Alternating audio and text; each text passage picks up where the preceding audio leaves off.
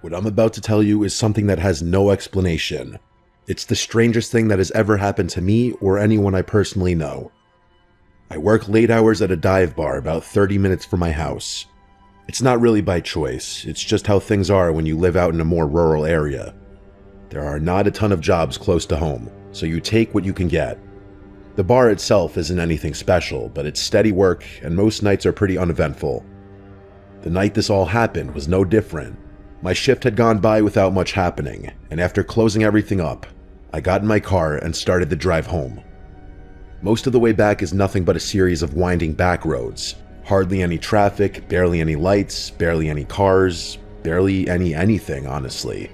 Just long stretches of curves cutting through woods and farmland. It's usually a pretty quiet drive, and honestly, I've always kind of liked it for that reason. Like a built-in detox where I have time to zone out or think about characters I met at the bar and interesting conversations I may have had with them. Not long into the drive, I remember thinking to myself how unusually foggy it was. I've driven those roads more times than I can count, but that night, visibility was worse than I'd seen in a while.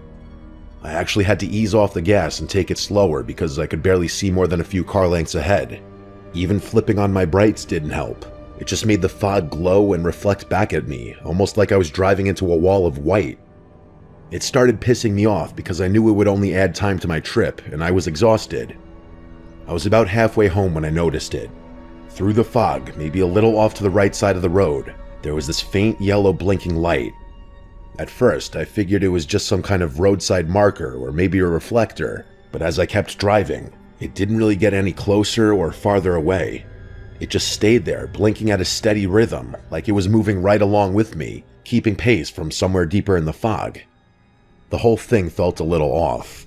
I couldn't tell how far away it actually was. It was like the fog was playing tricks on my depth perception. After about another minute of driving with that blinking light hovering in the exact same place, I started getting this weird feeling in my stomach. I couldn't even explain it to you. Something about it just didn't sit right with me. I decided to slow down a bit, thinking maybe if I let off the gas, the light would keep going and I'd get a better sense of what it actually was, or it would just continue onward and disappear entirely, and I wouldn't have to deal with it anymore. But as I eased down to almost a crawl, the light didn't change at all. It kept blinking at the same steady rhythm, still holding that same distance off to the side, like whatever it was that somehow matched my speed perfectly. That's when I really started to get spooked. I finally came to a full stop just to see if it would do the same, and sure enough, it stayed right there, blinking in the exact same spot with the same rhythm. I sat there for a second, trying to figure out what the hell I was looking at and debating whether I should just turn around or keep going. That's when it changed. The blinking didn't stop, but the light itself started getting brighter, like a small flame catching a sudden gust of wind and flaring up. It wasn't flashing faster. It was burning stronger with each pulse, like whatever it was had suddenly gotten more active. That was enough for me.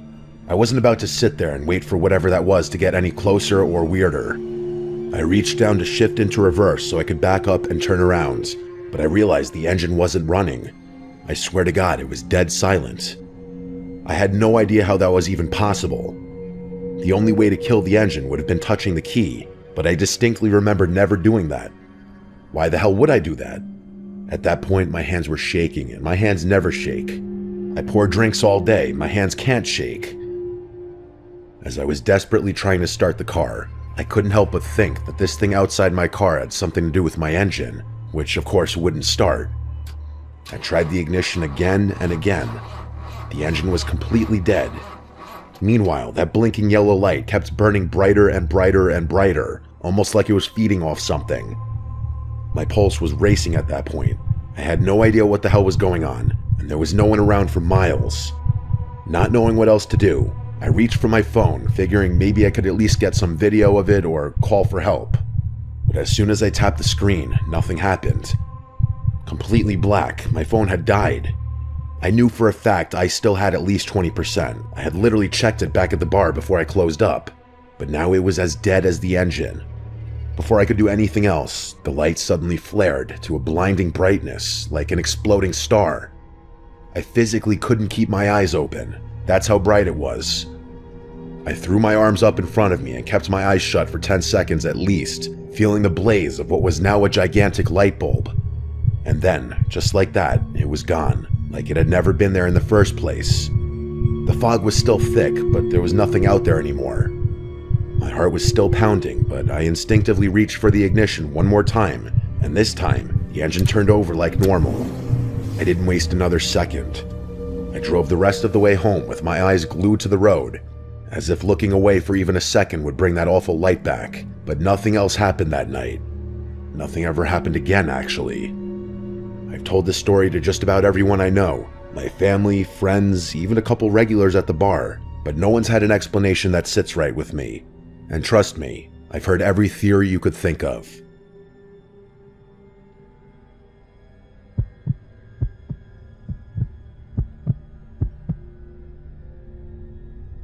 This happened a couple years back. I'm a long-haul truck driver. I've been doing this for years now, so I've gotten pretty used to the long stretches of nothing. This particular night, I was on my second-to-last delivery of a cross-state loop, just trying to knock it out so I could get home. The route had me cutting through one of those desert highways that barely get any traffic at night. No towns for miles, no gas stations, barely even any lights. Just a 2-lane road slicing through open desert under a sky full of stars. It's the kind of drive where you start to feel like you're the only person left on the planet. I was about an hour out from my next drop-off when I first noticed it. I glanced into one of my side mirrors and was kind of surprised to notice a dark SUV back there, trailing me. It wasn't riding my bumper or anything aggressive like that. It was actually keeping a pretty wide distance, but it was definitely following. No matter how fast or slow I went, it adjusted to match. For nearly 40 miles, it just hovered there in my mirrors. Always visible, always keeping that same strange gap. It never tried to speed up or pass, just sat back there like it was waiting for something. At first, I thought it was a driver who was afraid to pass me. Maybe they thought it was illegal or dangerous, but I cast that theory aside after driving through several passing zones. I guess it was possible they didn't know what a passing zone was, but I figured that was pretty implausible. As much as I was dying to know what was going on, I had a job to do. I couldn't afford to devote the whole night to figuring out what the guy behind me's problem was, so I tried to ignore him. As much as I tried, though, I couldn't help but glance at his car every so often. It was really starting to make me tick, which is something I rarely ever do. Around 2 a.m., I decided to pull off at a small roadside rest area. It wasn't a full truck stop or anything like that. Just a dirt lot with a few faded parking spaces and a little shed with a couple of vending machines. There were also no external lights in the whole lot except for one dim bulb flickering above the vending machines. I figured I'd stretch my legs for a minute, grab a soda, and more importantly, let whoever was behind me pass. But when I glanced back before shutting off the engine, I saw that SUV pull in too, parking way off in the far corner of the lot. At that point, whatever confusion or discomfort I was feeling became pure rage. Whoever was driving that SUV was about to get a piece of my mind. I aggressively stepped down from the cab and started making my way over to the car, not even trying to disguise my frustration. But as I was stomping my way over there, whoever was inside must have realized that I was about to confront them, because before I could even get close, the SUV's engine suddenly flared to life and they peeled out of the spot like they were running from the cops, kicking up a huge cloud of dust and gravel. As they sped past me, I tried to catch a glimpse of the jagoff who was behind the wheel, but the windows were tinted and I couldn't make anything out. I watched as the car got back on the highway, tires still screeching. Within seconds, it was gone. Just a flicker of red taillights that quickly receded into nothingness. Part of me was relieved. I wouldn't have to deal with that nuisance anymore, and I could finally go about my night in peace. But another part of me was deeply unsettled. I had basically confirmed to myself that whoever was driving that car had been following me for some unknown reason. And what's worse, they clearly didn't want me approaching their vehicle, so their intentions must have been hostile. As I was returning from the vending machines, which coincidentally were completely unstocked, so that had been a huge waste of time, I only then realized how tired the whole encounter made me. My energy was zapped, and the last thing I wanted to do was get back on the road. I figured I'd earned at least a short break after all that, just a quick nap, an hour or two to recharge before finishing the route in the morning. I did a quick walk around the rig. I made sure the cargo doors were still locked and everything was secured tight, then climbed back into the cab. I reclined my seat, cracked the window slightly to let some air in, and settled in for a bit of rest. The lot was dead quiet by that point, and for the first time all night, I actually started to relax. My logic was that even if that person did mean me harm, there's no way they'd turn their vehicle around just to continue harassing me. Even if they did want to come back, finding the lot again would be next to impossible.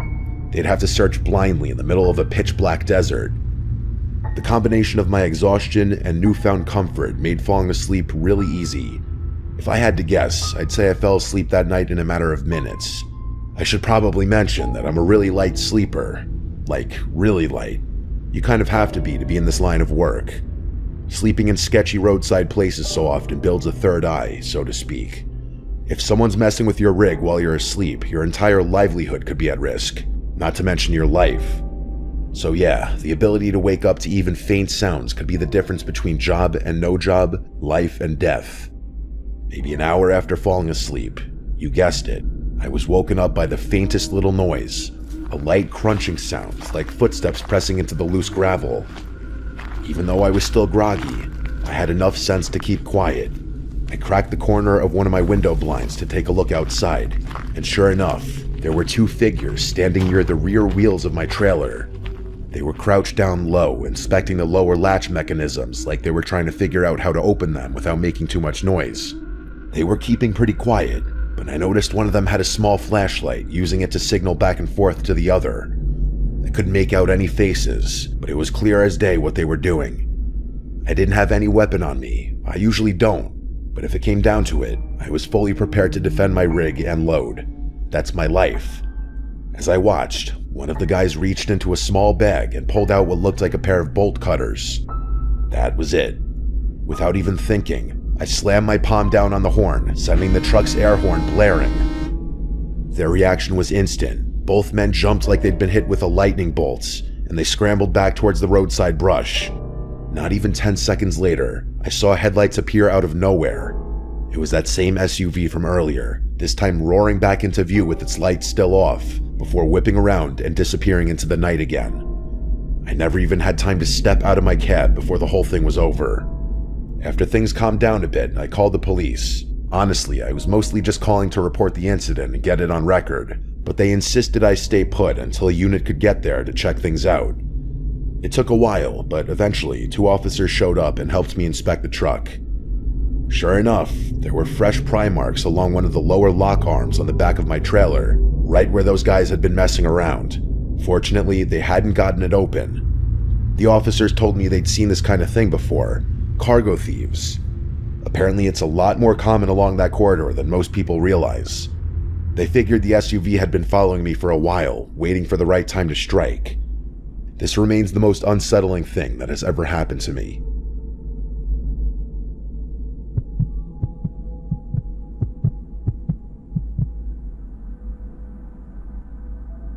There's nothing better than a night drive, especially in the summer. Picture this, the warm summer breeze flowing through the open windows of a speeding car cutting through empty stretches of endless highway. Well, that's what it's like around my neck of the woods anyway. There aren't a lot of cars out on the highway at night, no cops either, so I essentially have free rein to drive how I please. And trust me, I take full advantage of that. My dad's BMW M3 definitely assists in that regard too. Don't get me wrong, I'm not a reckless driver or someone who operates a car at criminal speeds, but I do enjoy experiencing the full capabilities of German engineering from time to time. This night was one of those times. I was full-on joyriding, cruising along the highway without a care in the world, stereo turned off and passenger seat empty. My ears were focused not on music, but on 2 other things, the beautiful sounds of my car and the whip of the air around my face. Driving like this is one of the only things that makes me feel truly free. I'm not sure what came over me, but at one point I had this insatiable urge to pull off the highway and cut up some back roads where I could really appreciate the car's handling. It's like when you get a really strong urge to do something and you don't really know why, but you do know that you won't be able to sleep at night if you don't satisfy it. That's exactly what it was like. So I did exactly that. I pulled off at the next exit and started cutting through a network of back roads, weaving through whatever neighborhood I had landed in. The roads were narrow and filled with tight bends, exactly the kind of driving I was looking for. I let the car open up a bit, taking the turns with just enough speed to feel the tires grip and release. The streets were completely deserted. It was just me, the car, and the road. That is, until I spotted a flicker of light in the road up ahead and slammed on the brakes just in time to barely avoid smashing into it. Once I came to a stop, I finally got a clear look at what I had almost hit. It was a shopping cart, just sitting there in the middle of the road like someone had wheeled it out and left it. The way my headlights bounced off the metal bars must have been what caught my eye and made it look a lot more sudden and dramatic than it really was. Still, it completely threw me off. I mean, it's not exactly normal to find a random shopping cart sitting dead center in the middle of the back road at close to midnight. Against my better judgment, I put the car in park, turned on my hazards, and stepped out to take a closer look. I probably should have just kept driving, but my curiosity got the better of me. The whole thing just felt so random and out of place that I had this weird need to make sense of it. The night air hit me right away, warm but a little buggy, and the only sound was my cooling engine making the classic BMW ticking sound. I walked up to the cart, unsure of what I'd find inside. Groceries, maybe? No, that was ridiculous. I internally scolded myself for letting such a dumb thought even enter my brain. I peered inside the cart and realized it was completely empty, just an ordinary metal shopping cart sitting in the middle of the road. I stood there for a few seconds, but when it became clear there was nothing unusual about the cart itself, I turned to head back toward my car. That's when I saw out of the corner of my eye, two dark figures suddenly broke out from the farmland beside the road. They were sprinting full speed, coming straight toward me. It took my brain a second to even process what I was seeing, but in that moment it was life or death. My options were either act or die. I bolted back to my car and basically punched the start button. The car came to life as those figures made it to my car window. One of them stopped a few feet from my car, but the other one sprinted directly into my passenger side door, coming to a halt with a deafening thump. He didn't even flinch. It was as if my car were invisible. That's how fast he had been running. He didn't even brace himself for the impact. The two of us locked eyes, and all the confidence I just had was instantly gone. I was frozen. He stared at me with two beady, bloodshot eyes. His clothes were torn, like he'd been running through thick brush or barbed wire, and his hair was messy and wet. His face was smeared with something dark, dirt or blood or maybe both. He had this unsettling, vacant expression on his face that wasn't exactly a scowl, but wasn't exactly a smile either. I've never been more terrified in my entire life. It was bad. There was blood spurting from somewhere on his body, but he didn't seem to care or even notice. He must have realized I wasn't going anywhere, because he started fumbling with the door handle, trying to pry the door open. That's what did it for me. I snapped back to reality, maneuvered the car around the shopping cart, and sped out of there. I was beyond conflicted the whole drive home. Not only was I still shaken up and scared, but part of me also felt like that person needed help for his wounds and wasn't going to get it. I debated going back to see if he needed help, but ultimately decided against it. Instead, I reported the incident to the police while still driving, and they said they'd send someone over to the spot I described to check it out. When I finally made it back home, I parked in the driveway and got out to inspect the car. I needed to know how bad the damage was. That's when I noticed there was blood spattered across the entire passenger side door, way more than I had expected. It was streaked along the side mirror, smeared across the handle, even dotting part of the rear quarter panel. There was also a slight dent near the center of the door, just barely noticeable if you weren't looking for it. The amount of blood, though, that's what really got to me. It was far more than I would have thought from that brief impact. It was an inhuman amount of blood. The next morning, my dad took one look at the car and completely lost it. He didn't even give me a chance to explain before he started going off, yelling about how irresponsible I was, how I should have never taken the car out that late, and how much it was going to cost to fix the paint and the dent. I kept trying to tell him that it wasn't my fault, that something happened out there that I couldn't have possibly predicted, but he wasn't having it. To him, all he saw was his car covered in blood with a dented door, and that was enough. I may have hit a deer for all he cared. He eventually did come around to what had happened, and he was actually pretty sympathetic, but not until after I got the car cleaned up. And let's just say that was one of the last times he let me go joyriding after dark. I'm pretty sure I can explain everything that happened. Those people, probably homeless, had tried to lure some unsuspecting soul out of their car with a shopping cart. I had been that unsuspecting soul that night. They just hadn't been fast or stealthy enough to get the jump on me before I could get out of there. I never heard back from the police, but I wasn't really expecting to. Part of me feels like I shouldn't care, but I really hate thinking an impact with my car might have ended someone's life that night.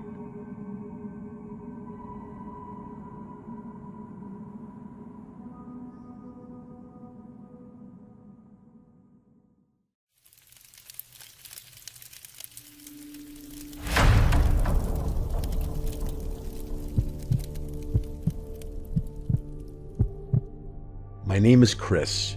This happened years ago, and it's something I actually forgot about until recently. I was 17 that summer, working nights at a pizza place on the outskirts of my childhood hometown. I wasn't thrilled with it, but with no money and two parents who would have killed me for being unemployed, I couldn't complain. It was one of those jobs you take because nothing else is hiring. Slow shifts, sticky uniforms, and a beat-up delivery car that barely made it up hills.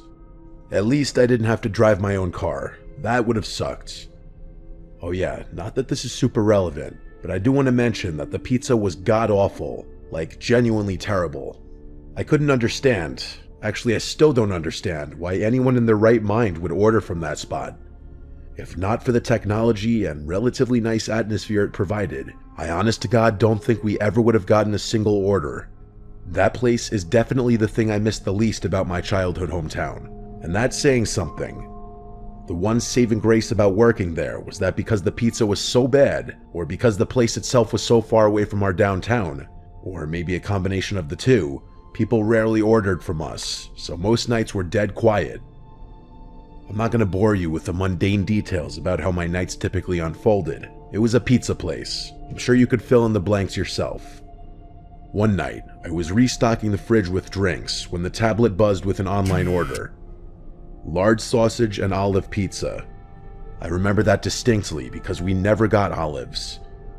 The address was out in the middle of nowhere, past the edge of our delivery zone, and I remember getting ready to reject it out of habit. But before I could, my manager, this 30-something guy named Russell, who mostly sat in the back scrolling through Reddit, looked over and told me to take it, saying we hadn't had a single run in over an hour. I didn't argue, so when the pizza was ready, I typed in the directions on my phone and grabbed the pie.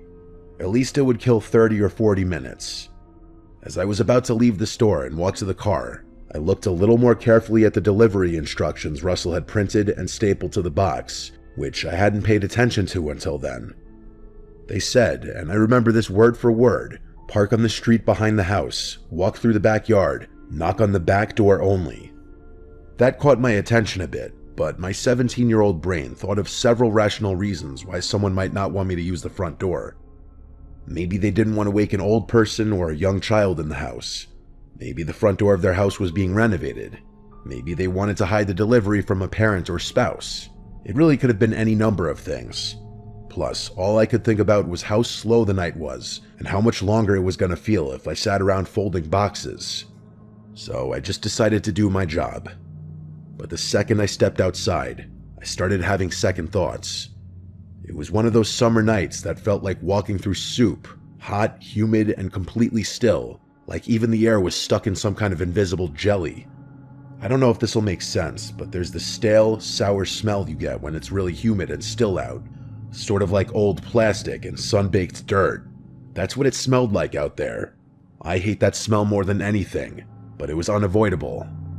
I had the windows down for maybe 2 minutes before giving up and blasting the AC. The delivery address wasn't in the direction of downtown. It was actually in the exact opposite direction, even though the pizza place itself was already kind of in the middle of nowhere. The drive was supposed to take just over 25 minutes, but it felt longer because of how empty the roads were. I'm definitely exaggerating a bit. It's not like there were no houses for miles, but it was much less dense the further I drove. When I finally got to the address, I realized I was coming up behind the house. The GPS had routed me along the skinny little side street that ran parallel to a set of backyards. There weren't any streetlights, and the houses didn't have back porch lights either. It was all shadows. I remember slowing down and double-checking the house number because it looked totally dead. There were no lights inside and no cars in the driveway, just this sagging backyard with overgrown grass and a rickety wooden fence that didn't even close all the way. But still, I followed the instructions. I parked right there on the gravel shoulder, grabbed the pizza, and walked up the incline toward the back door. I had the pizza in one hand and my flashlight in the other, angling it down toward my feet so I wouldn't trip on anything. When I got to the top of the hill, I saw the back door. It was one of those old white ones with a small pane of glass at the top covered by a cheap curtain. I knocked and waited, but no one answered. I knocked a second time, knowing that my manager would be livid if I returned to the store empty-handed. After no response, I was about to knock a third time when I saw the curtain move. Not a lot, just this tiny little twitch, like someone brushed it with their finger. It was fast, and I don't think I would have even noticed if I hadn't been staring at the glass. I stood there for another few seconds, expecting the person who was clearly standing right behind the door to finally open up. But before that happened, I noticed two unmarked cars pull up to the side street behind my car. My first thought was that I was about to get in trouble for trespassing or something. One of the car doors opened, and someone stepped out. Even from the house, I could make out that it was a man in the light of the other car's headlights. The guy motioned for me to walk over to him, which is what I did, assuming that he had ordered the pizza and that I had beaten him home from work or something. But as I got closer, I realized he was flashing me something in his hand. It was a badge. The guy was an undercover police officer, which I was able to ascertain because he wasn't wearing a uniform, just normal clothes.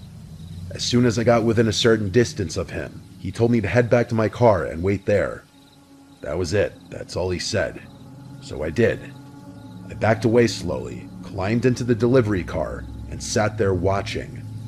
That's when I realized there weren't just two officers. There were 5, maybe more. All of them had flashlights, but none of them said a word. They moved stealthily, circling the house like they were trying not to be seen. Not one of them knocked or announced their presence, which I found strange. It was a pretty bizarre sight. I remember one of the officers reaching for the back door handle, the same one I had just knocked on, and gently trying it. When it didn't open, he just nodded at one of the other guys and backed off. It felt like I was watching something I wasn't supposed to see, and I guess I was. Eventually, the first officer came back to my car and crouched beside the window. I rolled it down, and he looked over the pizza box on the passenger seat and let out this short sigh. He was relatively vague with what he told me, but he didn't seem like a tool, just that he was trying not to say too much. Basically, he said that there was an ongoing investigation involving that property, and that he, along with the rest of the officers, were staking it out. He apologized for taking so long to intervene, and told me that I had pulled up the exact time they were repositioning their vehicles. I asked if he wanted to see the delivery order, and he nodded. I pulled it up on the delivery app, but I could tell it was useless. There was an associated phone number with the order, along with the delivery address and the first name, Jerry, but it didn't seem particularly helpful. The officer read it, took the number down, then told me to leave immediately. I expressed my frustration to him, saying that my boss was going to kill me for returning with the pizza, and the guy just shrugged his shoulders. Then he repeated his instruction for me to leave, and started walking away from the car. I was pissed, but there was nothing I could do, so I drove off. It took me the entire ride back for the whole thing to sink in. I didn't really grasp the gravity of the situation until stepping out of the car. If the police hadn't intervened when they did, something awful could have happened. I don't even know what. The more I thought about it, the more I realized that the threat of the police was probably the only reason the person didn't open the door to accept the pizza. But why would someone order a pizza if they were being staked out? Maybe the person inside the house didn't know they were being watched. Or maybe they did, and I was part of some test run. Like maybe I was the bait to see if the cops were watching that side of the house. Or if they left. The curtain moving, the silence, the timing, I don't know.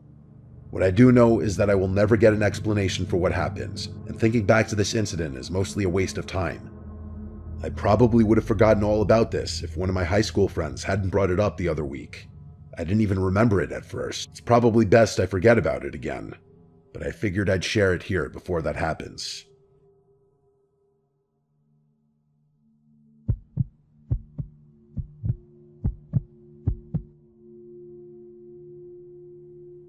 This happened just last year. I'm 40 now, married with 2 boys, ages 7 and 5. I work in insurance, which sounds boring because it is, but we're stable, and that's all I care about at this point in life. A couple years ago, my dad passed away after a long bout with cancer. He left behind a beach house down in Delaware that I had never been to before because he used to rent it out year-round. It's nothing flashy or big, but it's in a fantastic spot, just 1 block off the boardwalk. My favorite part about it by far is the upstairs back deck that provides a really nice view of the ocean. We started going there every summer after he passed, using it as our escape. A week here, weekend there, it became our little family tradition. As much as my wife and I love spending time there, the boys love it even more. They'll spend hours on end playing on the beach, riding bikes, and exploring the town. It feels like a gift, something my dad left behind for us to enjoy. This story takes place during one of those weeks last summer. We'd gone down in mid-July, a Sunday through Friday kind of thing, when the crowds would thin out midweek and the beach was a little quieter. I remember the night clearly. It was a Wednesday. The boys had knocked out around 9:30 after a long day in the sun, and my wife and I were sitting on the back deck playing cards and sipping wine. That's when our older son, Jordan, came outside. He had this uneasy look on his face. He told me he kept hearing a scratching noise in his room, and it was keeping him awake. I glanced at my wife, then set my glass down and stood up, telling him I'd go check it out. I told my wife to hang tight. I figured it was probably just generic house sounds. It is a pretty old house after all. The boys don't share a room, so I figured there was no need to wake our younger one. I followed Jordan downstairs to his room, and he pointed to the wall near his bed and motioned for me to be quiet.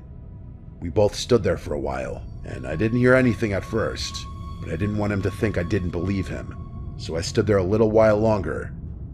After maybe 20 seconds, I finally heard it. Faint at first, but definitely there. A soft scratching sound, just like he had described. I crouched down and pressed my ear to the wall. It didn't sound like an animal up in the rafters or anything. It sounded like it was coming from inside the wall, lower down and closer to the baseboards. That's when I heard it. Breathing. Not an animal, definitely not. It was deep, slow, human breathing. I flinched back and let out a sharp "Jesus Christ," without even meaning to. And then, I'm not kidding about this, I heard the most guttural and angry scream I've ever heard ring out from somewhere inside the wall. It caught me so off guard that I yelled out again, a feeling of existential dread hitting me right in the face. I grabbed Jordan by the arm and yanked him out of the room. We ran down the hall to get my younger son, Scott, who was still sound asleep. I didn't even give him a chance to open his eyes. I just scooped him up in my arms and ran. I needed to get back upstairs to the deck where my wife was. That was the only other thing on my mind at that point. As we reached the base of the stairs, I yelled for her, and then I heard another scream come from somewhere behind me, only much closer this time. I turned around and saw a man, covered in filth, charging down the hallway straight at us. I nearly tripped trying to get up the stairs with both my sons, but we made it upstairs and onto the deck just in time. Not 2 seconds after I slammed the sliding door shut, the guy hit the glass full force. I genuinely thought it would shatter. He started clawing at the door like an animal, shrieking and pounding, all the while yelling things I can't bring myself to repeat. I threw my body against the door and yelled at my wife to grab the kids and call the police. She grabbed them and covered their ears, pulling them back from the scene. I kept my eyes on his, trying to block the view of him from my family. He was wild, completely unhinged. His hands smeared something. Dirt, blood, I don't even know. He smeared it across the glass as he banged and tried to force the door open. I don't know how long I held it shut. A minute, 5, it felt like forever. He seemingly had unlimited energy, because it took all my strength to keep that door shut, and he didn't let up once. All I could think about was protecting my family. I was fully prepared to fight the guy if the glass broke, but before that happened, the police finally showed up. They must have come around the side, because within seconds, I saw 2 officers inside the house running at the guy who was still banging on the door. One of the officers tackled him from behind, and the other one helped restrain him. The rest of the night was a blur. After getting that guy out of my house and in the back of a police car, the officers asked me for my version of things, which I told them. Together, the 3 of us inspected the house to try and assess how that man had been inside the walls and how he had gotten out so quickly. Turns out, the house has a crawl space I didn't know about. There's an entrance underneath the back porch that you wouldn't know was there unless you were looking. From there, it leads into a standing crawl space that runs alongside the foundation and has a second access point through a loose panel in Jordan's closet. I had no idea it was there. I'd never done a full inspection of the house when I'd inherited it. Hell, I didn't even bother refinishing it. A few days later, I got more information from a detective who called to follow up. He told me the perpetrator admitted that he'd been staying in the crawlspace for months, that he had discovered the crawlspace entrance during the off-season, and was planning to harm my family that night for intruding on his, quote, new home. Apparently, the guy had been stealing food from both our house, which we somehow did notice, and our neighbor's trash bins. We didn't go back for the rest of the summer, not out of fear of something else happening, but out of trauma. I didn't want to bring my wife or kids back there for a while, and they didn't object. I hired a crew to seal off the crawl space completely, and once that was done, I was finally able to relax a little. We've been using the house again this summer, and I'm glad to say that things are back to normal, or at least as close to it as we're gonna get.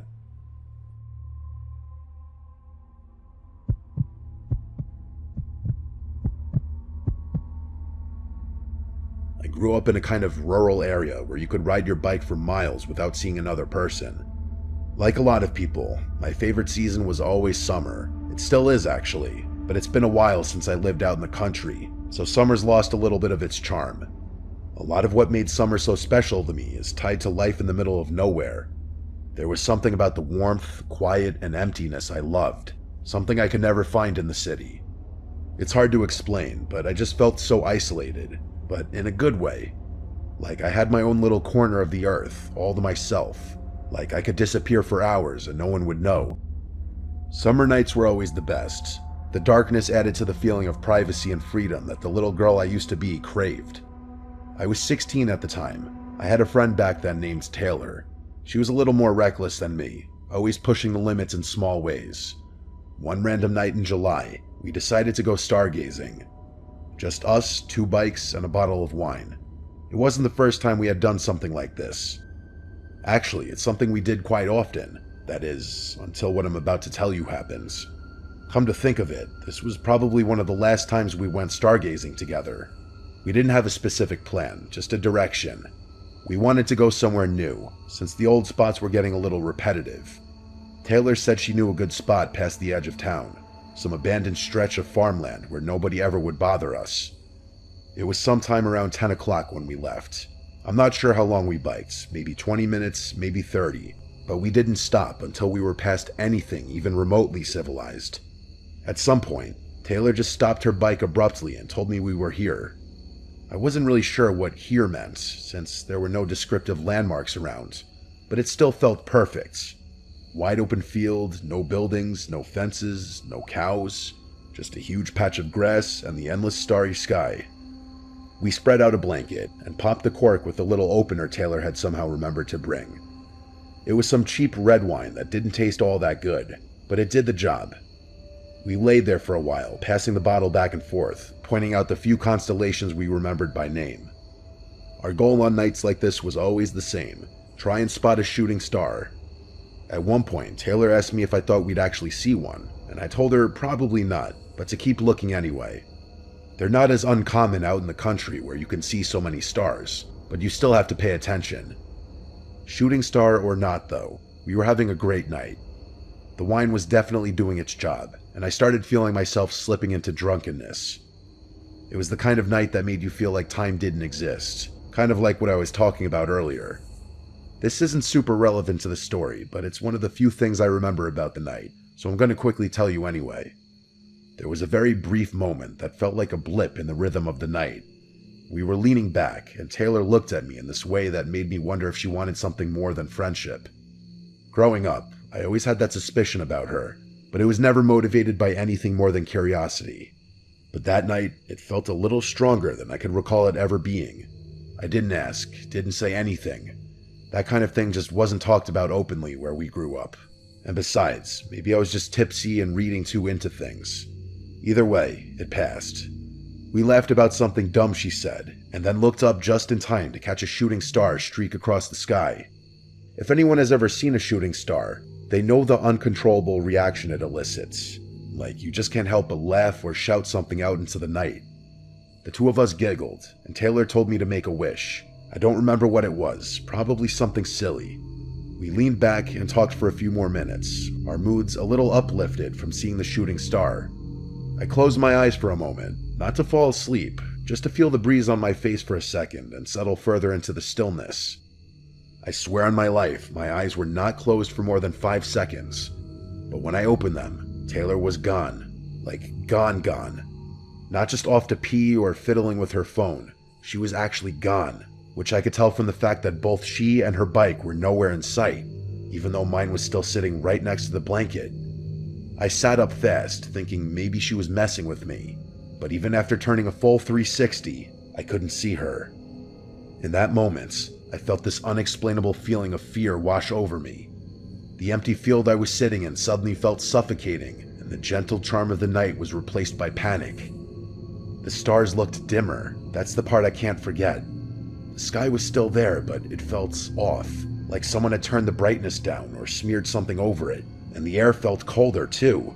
Not like it had cooled naturally, but like I stepped into a different version of the same place. I know I'm not making any sense, but like I said, the feeling was unexplainable. I pulled out my phone to check the time. It was 3 a.m. exactly. That timestamp is burned into my memory, and probably will be forever. I had to blink a few times to make sure my mind wasn't playing tricks on me. It hadn't even been midnight just a few minutes ago. I kept staring at the time on my phone, wondering if I had somehow fallen asleep. I knew I hadn't, but I couldn't be sure. Would Taylor really leave me there all alone though, even if I had fallen asleep? There was no way. She wouldn't have done that in a million years. I stood up, spun around, and called her name a bunch of times, but she didn't answer. I didn't know what to think. The only logical explanation was that she had ditched me for some reason. Maybe she'd gotten annoyed or wandered off and left me passed out, but I couldn't figure out why. We hadn't argued, and the vibe had been good, really good, honestly. I called her phone a bunch of times too, but those were unanswered as well. After that, I started crying. I mean, can you really blame me? I didn't know what else to do. I grabbed my bike and started pedaling back towards my house, trying not to panic.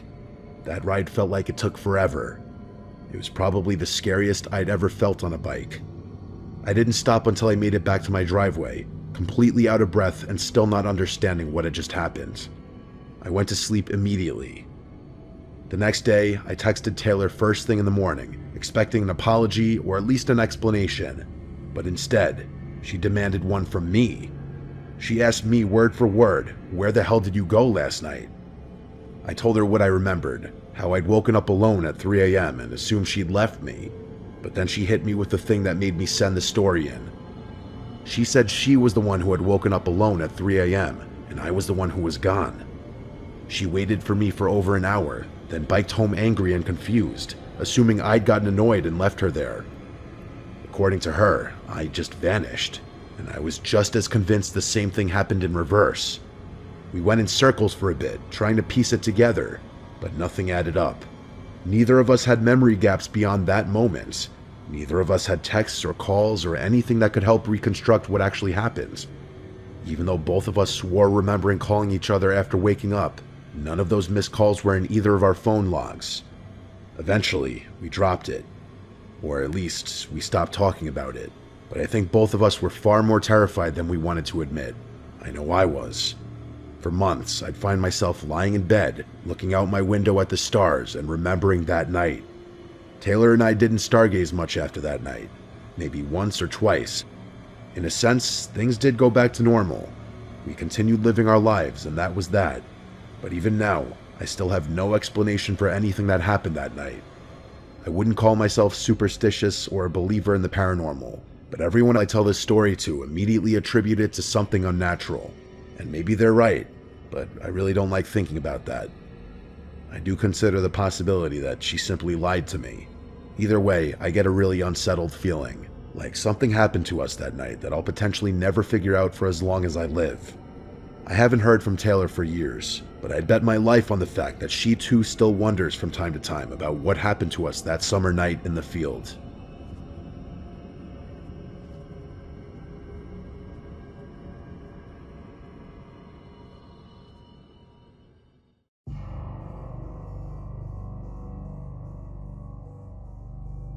My name is Ethan, and I'm a photographer. I took a trip last year with my wife to the Colorado mountains for an art project. My wife is also an avid skier, so she talked me into adding skiing into the trip. We had the option to book a room at a ski resort or rent out a private log cabin. The second one seemed more romantic, so I picked that one. Plus, it didn't hurt that it was cheaper. The cabin was nothing luxurious or anything. It was a single-floor, 4-room little thing. A 2-person bedroom, a small living room, a kitchen, and a bathroom.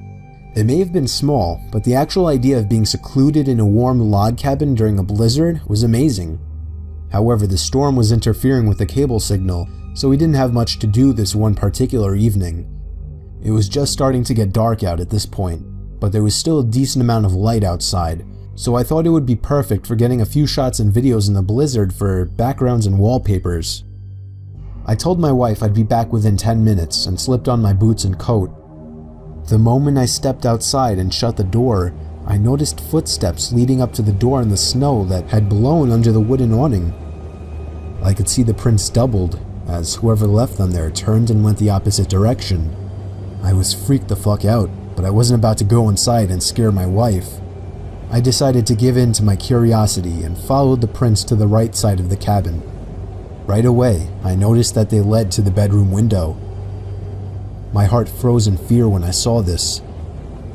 I could see my wife sitting on the bed using her iPad. She noticed me and I waved. She laughed. I continued to follow the footprints around the cabin to the other side. They led to the living room window on the other side. Someone was stalking us, but how long ago was the question? I found myself standing there for a good minute asking myself if I should follow the footprints anymore. For whatever reason, I decided I would.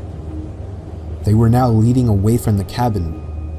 I knew I was following the prints to where this person was going, not coming from, simply by the boot marks.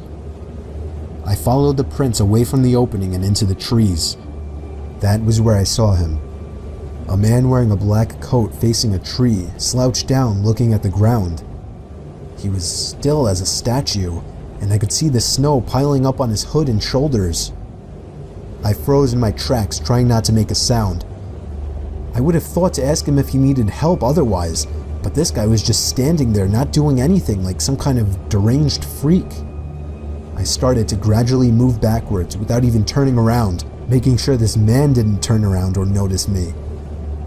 When I got at a visual distance, I turned around and stomped through the snow back to the cabin.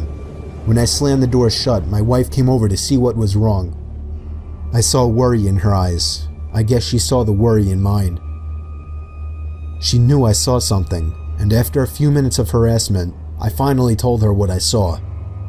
She immediately started packing her things, telling me we're leaving right away. I told her no, we're not going anywhere.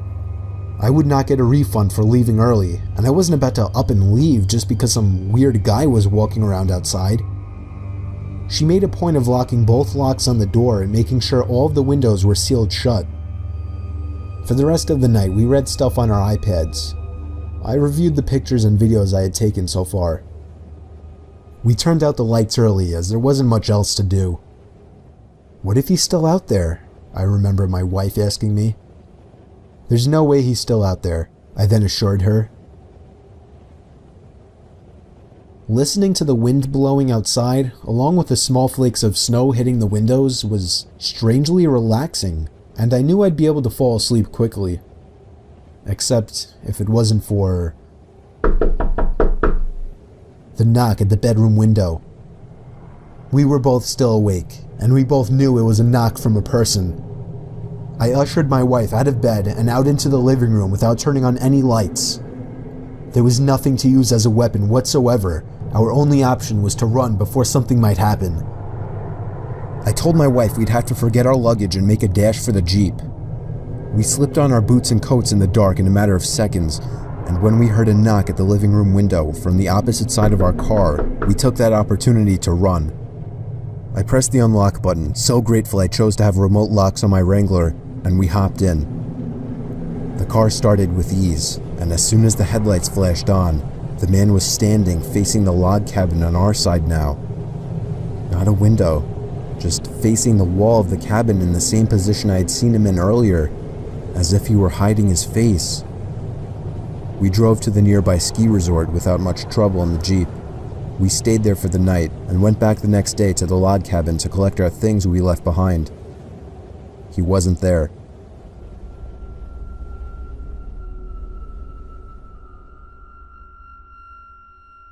When I was 17 years old and I was home alone, coincidentally on the night that I tried pot for the first time, I experienced the most horrifying moment of my life. It was mid-December, during a late fall snowstorm. I was in my room with some movie on in the background, Mrs. Doubtfire if I recall correctly, though I wasn't paying attention to it. I was trying to figure out how to properly inhale without coughing. I think I spent about half an hour breathing in smoke from that pipe, yet I couldn't even tell if I felt any different. For maybe another 10 minutes I still continued at it, and finally, I felt a little different. It was a new feeling, hard to explain at the time. I felt as if the room around me felt more calming, and I was more attentive to my surroundings, or maybe less attentive, I couldn't really tell. All I know is I felt different. I was excited, I wanted to keep going. Then suddenly I felt as if I heard a sound come from downstairs. I muted my TV and listened. It sounded like there was a tapping noise coming from the front door, like a light knocking. I got nervous that it was my parents or sister, as I didn't know if I'd be noticeably acting differently or if they would be able to pick up on the smell from around the house. I headed downstairs and looked through the peephole, not to find my parents or sister, but a severely underdressed, almost homeless-looking man. To put this into perspective, we don't live in the kind of suburbs that a lot of you most likely live in. We don't exactly live in a completely desolate area either. We have neighbors, but houses are about 200 yards apart from each other, which doesn't sound like much, but it's a decent distance. So on a dark, stormy night like this where we live, with some random dirty-looking man who I'd never seen before standing on my porch, I naturally pretended I wasn't home. I stood there and kept watching through the peephole as the guy stayed put, proceeding to knock on the door again, this time louder. I knew I wasn't going to answer, so I walked back upstairs to my room and shut the door.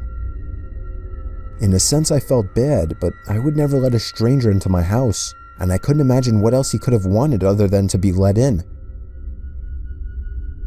Time passed as I continued hitting the pipe, getting more adjusted to it and starting to really feel its effects.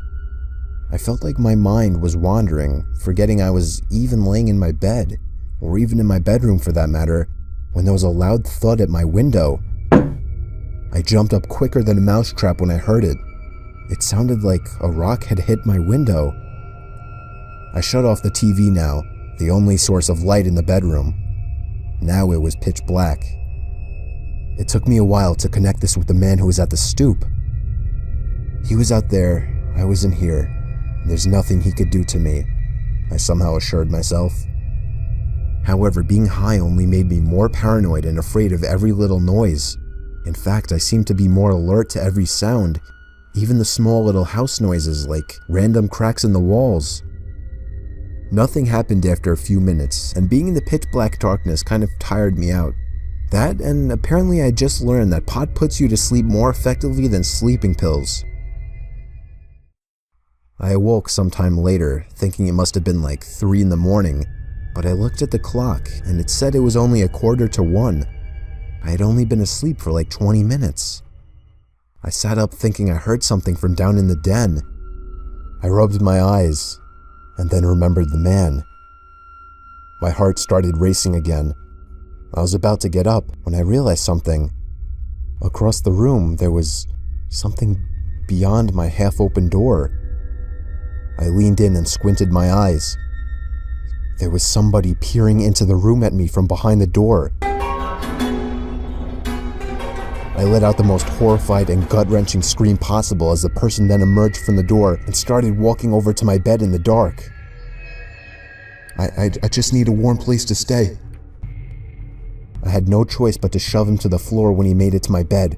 It was then that I realized he was a very skinny and weak man. I was able to drag him up and push him to the front door with force. He tried to fight and resist, but he was too weak to do anything.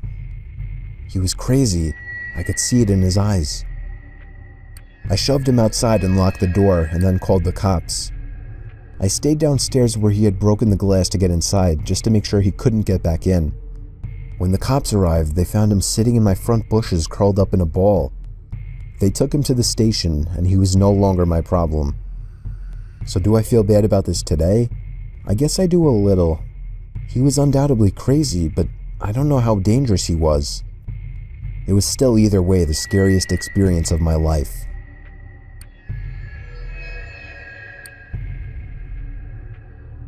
When I was younger, me and my friends would always have big manhunt games in the snow. This one January night when we were 13 and there was this crazy blizzard going on, we continued our tradition. We had a group of 6 people playing, 3 on each team. The game was more or less tag, but it involved hiding and running to an assigned safe point, which for us was the front stoop. It was fun in the summer, but the snow only made it so much better, what with the snow adding as a hiding and slowing down factor, hunting down footprints, and even using snowballs as weapons to slow down chasers. It was the most fun game of our childhoods. Until this particular year, things turned pretty bad. It was our turn to hide. I'll give you the names of my teammates to make things more easy to follow. Dan and Christian. Dan hopped the fence to someone's backyard on the other side of the block, which wasn't really cheating as we had no limits with this game. Christian jumped on top of my other friend's shed in the backyard and hid behind the sloped roof. I thought I'd be sneaky and started running all around the backyard to create a seemingly endless trail of footprints. When our friends from the other side of the house announced that they were coming, I had to think quickly. I did something that wasn't too pleasant. First, I signaled for Christian atop the roof to run if I were to run myself, and then I hopped in the bushes and lay flat in the snow. 2 of the others entered the backyard and started analyzing the crazy footprint path I created. I knew it would lead to me though, so I had to be ready to run if they got close. They were getting closer to the bushes I was hiding in, so Christian jumped down from the shed into the snow and darted for the front lawn. The 2 chased after him in both directions. I knew the stoop would be guarded right now, so I took this opportunity to better hide myself. I decided to follow Dan's approach and hopped onto the roof of the shed, then over the fence to that backyard on the other side of the block.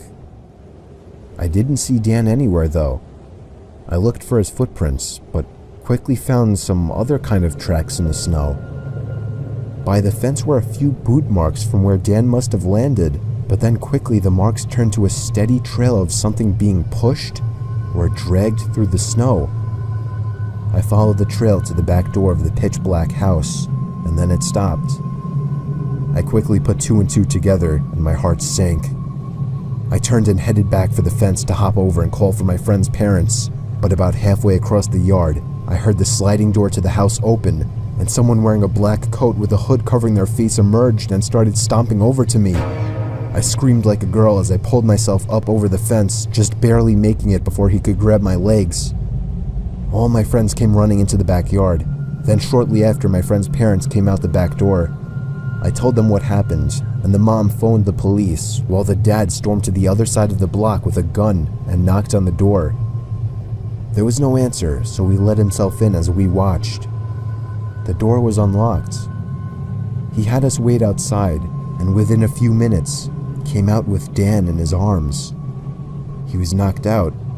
His face looked red and wounded, as if he were hit in the face by a shovel or something.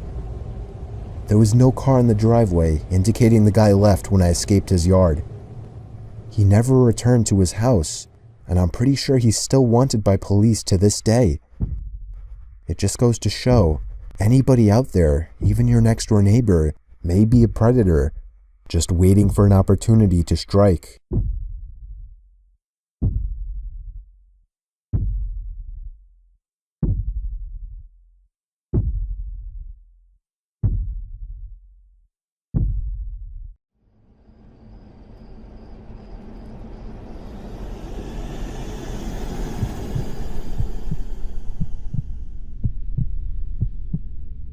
My group of friends and I went to a local county haunted house attraction. It was by the edge of town, It opened every October of every year. It sat right by the woods appropriately, and had 3 attractions: the main haunted house, a corn maze, and a haunted trail through the woods. I guess I'll name my friends now. Rod, James, and Bud. That's not his real name, that's just his nickname. We started with the haunted house, which was decently high quality and had a few good scares.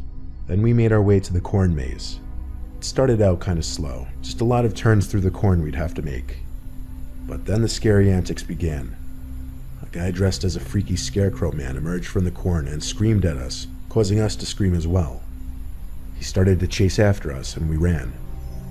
I was in the back, of course, and the scarecrow was right behind me. Even knowing it's just a paid actor, you have this innate fear of something chasing after you where you just feel like you have to run away. Somehow, through the thrill of running away through the corn, I lost all of my friends. It seemed like all of us ran in different directions. I lost the scarecrow man though, and got back to the trail between the crops. This is where the nightmare began. I called and yelled and screamed for my friends as I made wrong turn after wrong turn. They never called back. In fact, it seemed there were no other visitors in sight. I had to finish the maze by myself. What choice did I have? I walked and walked for what felt like 20 minutes. Then I heard bustling in the corn in front of me. I slowed my pace and kind of tiptoed past the noise, but it was pointless. Something reached out from the corn and grabbed my wrist and squeezed it tight. I actually cried out in pain and yelled, "Stop, you're hurting me." I was actually in shock how hard this paid actor was squeezing my wrist. Then he tried pulling me into the crops. I didn't see who it was, I just saw his hand and arm, covered by a black coat sleeve and black glove. I yanked myself out from the grip and backed away as the actor came out from the crops into the path. He was wearing a heavy winter coat, black jeans, and a blank black face mask. I didn't know what the costume was supposed to be, but I literally yelled, "Go fuck yourself, you actually hurt me." He started running at me, and naturally I turned and ran as fast as I could through the corn to lose him. I yelled back, "I'm reporting you," and I quickly lost him. After 5 minutes of running straight through the corn as opposed to following the maze of trails, I came to the edge of the maze and went to find an employee. I reported the actor to the employee, saying he used way too much force to the point that my wrist actually hurt. The employee said he wasn't sure who was wearing the specific costume I described, but that he'd look into it.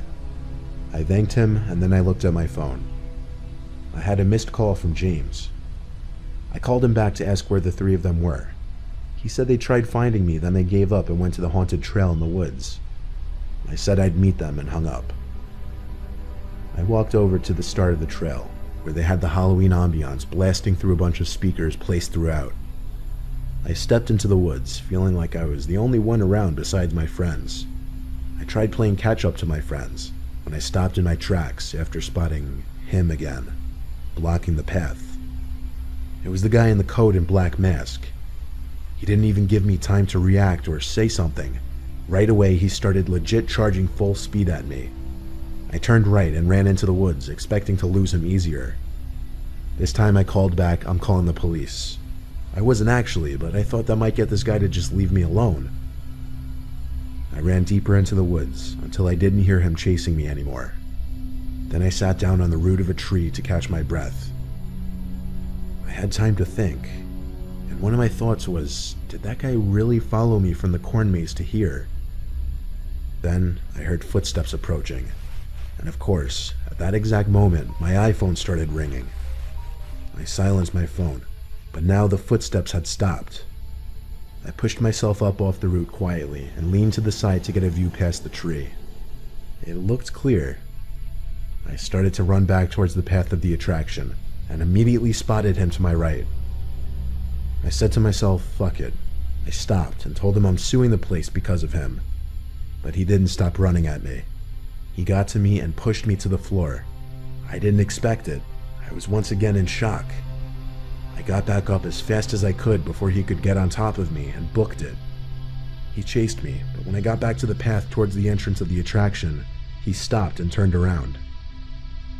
I went straight to the little front office shack and asked for a manager. Some older guy greeted me, and I told him about the guy who was chasing me and attacking me. The man said they didn't have any actors wearing that specific attire. So he called the police, and eventually I got my friends to meet me where I was. I stayed to describe the happening to the police when they showed up. I didn't have any marks to show them, but they still took a report and the place was closed for the night. We all went home after that.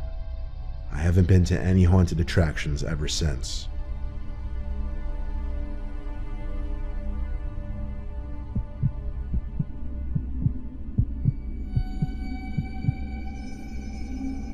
The year I turned 13, my friend invited me and 2 other friends to stay at his house on Halloween night. He had a fairly large house outside of our town, and it was the perfect place to go trick-or-treating. We decided it would be cool to go now to get sweets for a movie. So fast forward, we were near the end of our trick-or-treating, and at one house, a woman answered the door. She was tall and skinny with shoulder-length hair. Her house was disgusting. We could smell the odor of cigarettes from inside. She was quick to tell us that there were no more sweets left. However, she could go try to find something for us. After a couple minutes of waiting, she comes back with an old brown paper bag with old-looking candy inside. We kindly deny the bag and tell her we're getting picked up, so we better go. She grabs one of my friends and says, "No, please," but my friend pulls away from her, and then she quickly shuts the door. We knocked on a few more houses before hearing something going on near the parking lot of the housing complex. Someone exclaimed, "They took my child, they took her, they took her."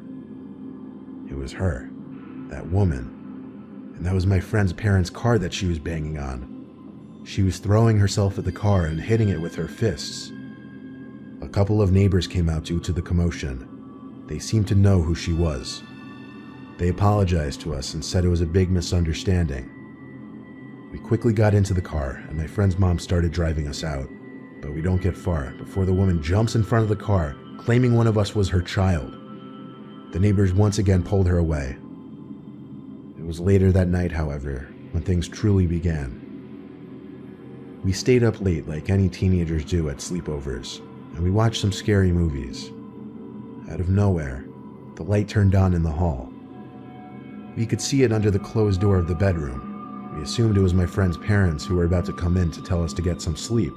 However, no one came in. I decided to have a peep out the door. Nothing at all. My friends joined me to see why the lights suddenly turned on. Out of nowhere, my friend says, "It's her." And through a large window facing the backyard, we see that woman standing there, looking in. However, the second she saw us stare at her, she ran away. Disturbed by this, we came back inside the bedroom and locked the door. We were obviously quite shaken up by this. Who is she? What does she want? We sat around for an hour, nervous, on high alert. However, we eventually did somehow manage to fall asleep. That morning, my friend's mom told us the situation at the housing complex shook her up so much that she thought she had seen that woman standing over her bed in the middle of the night. My friends and I never even told her we saw that woman at the house that night, which led us to wonder, what if, just maybe what if, that woman actually was inside the house that night?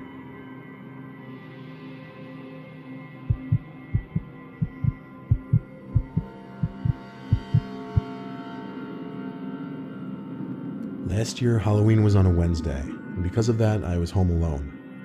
My dad works nights, and my mom was staying with her sister because our parents weren't getting along at the time. My sister was away at college, so it was just me, left to provide for the trick-or-treaters. My dad bought a couple bags of Kit Kats and told me he expected them empty by the end of the night. I don't know why, but my dad takes Halloween seriously. I didn't get home from classes until around 6, so it was already dark and the kids were out in droves. The second I dropped my bag on the couch, the bell rang, and that went on for some hours.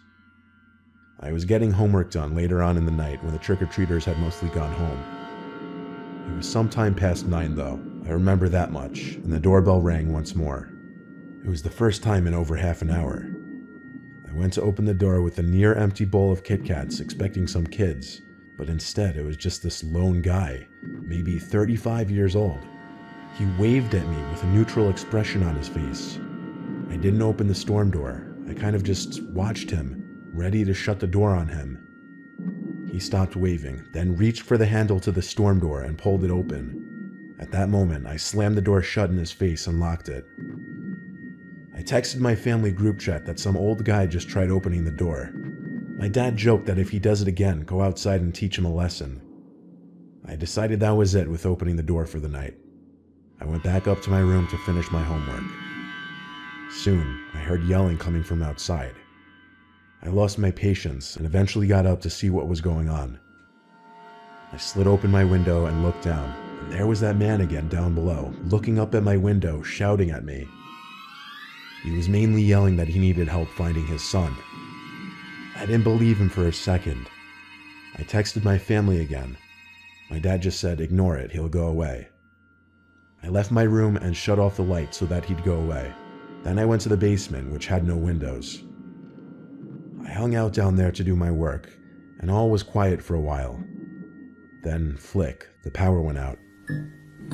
My initial thought, that man outside tinkered with the electric box outside of the house. I stayed in contact with my family the whole time. After a few minutes, I heard the floorboards creaking above my head. Someone, as if I couldn't guess who, was inside the house. My mom, dad, and sister all texted me to call the cops. I stayed put in the basement, as it was the safest place at this point. The cops were en route. All I had to do was wait. The basement door then opened, and we stepped down the stairs, only halfway though. Even without power, a little bit of light from the upstairs poured into the basement, enough for me to see his legs. He was standing on the middle step of the staircase. And I swear, he just stood there for like 2 minutes. I heard him mumbling stuff. I won't even pretend I could understand any of it. After the longest, most painfully uncomfortable moment of my life, the man said into the basement, "I can see you." The whole time, his legs were actually facing me. Was he actually looking at me that whole time? Still, I didn't move, nor did he. He continued to stand there until there was a bang at the front door. Then he walked up the stairs, shut the door, and I heard creaking above again. I waited 20 seconds before running upstairs to the front door. By that time, it seemed the man had left my house, because the cops couldn't find him, even with my help. Stupidly, I left the back door unlocked, so he simply let himself in. As for the power, he messed with the electric box outside, as I predicted. I don't know if he did this on Halloween intentionally, or if it was just a coincidence, but something was wrong with that man. He didn't belong out in the streets.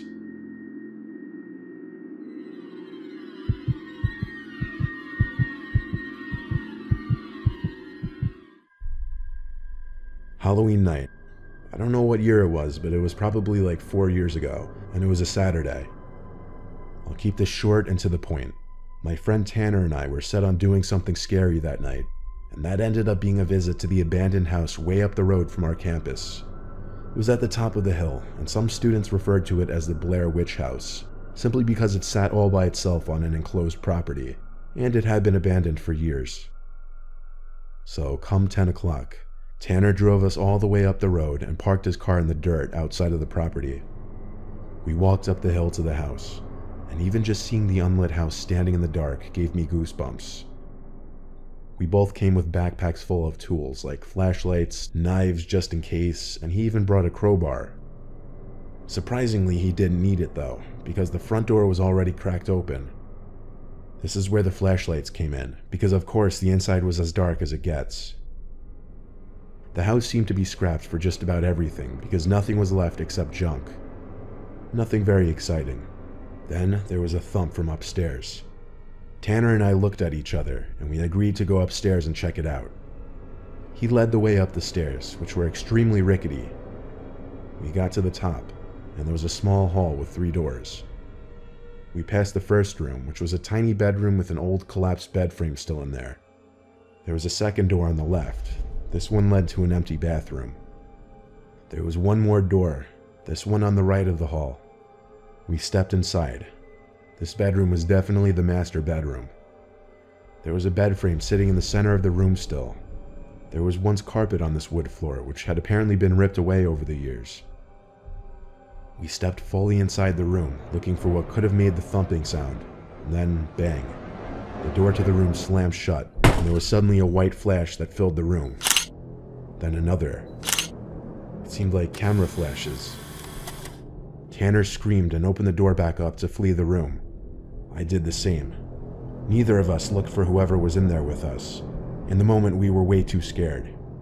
We ran back to the car, and Tanner drove us back to campus. A week later, Tanner sent me a picture through text. He was holding a photograph in the picture. It was of the two of us in that bedroom of the house. He said they were left under his windshield wiper in the parking lot of our dorm building. I told him throw them away and park somewhere else from now on. We only told a few close friends about this, and we never went near that house again.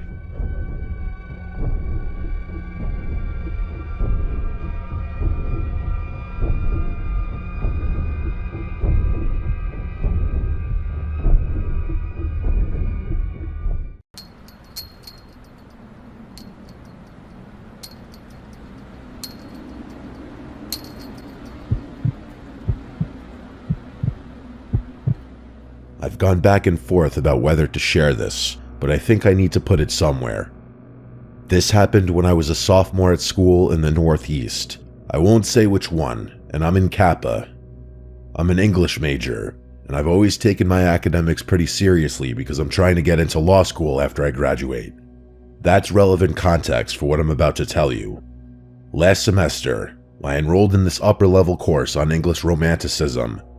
The class was pretty small, maybe 25 students in total, and it was mostly juniors and seniors.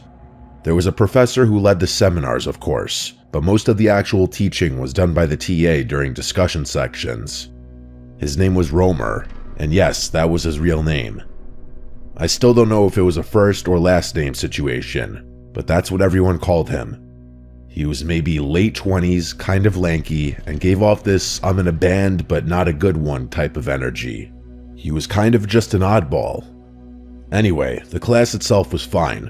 A lot of close reading, a lot of discussion about nature and memory, and all that romantic nonsense. But participation was pretty dead most days. People would just sit there and wait for Romer to fill the silence, which he hated. You could tell it made him uncomfortable. Which was problematic because then he'd start cold calling on people and chirping at them when they clearly didn't know what was going on. There was one guy, though, who always seemed to keep things alive. His name was Luke.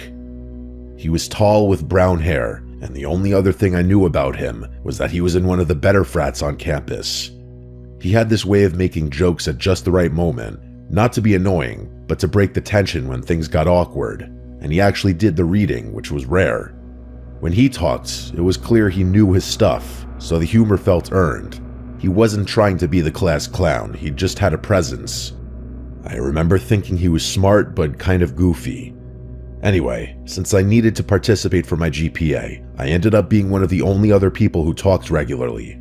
So it was usually me, Luke, and maybe 2 or 3 others carrying the discussion while everyone else zoned out. Romer seemed to appreciate it.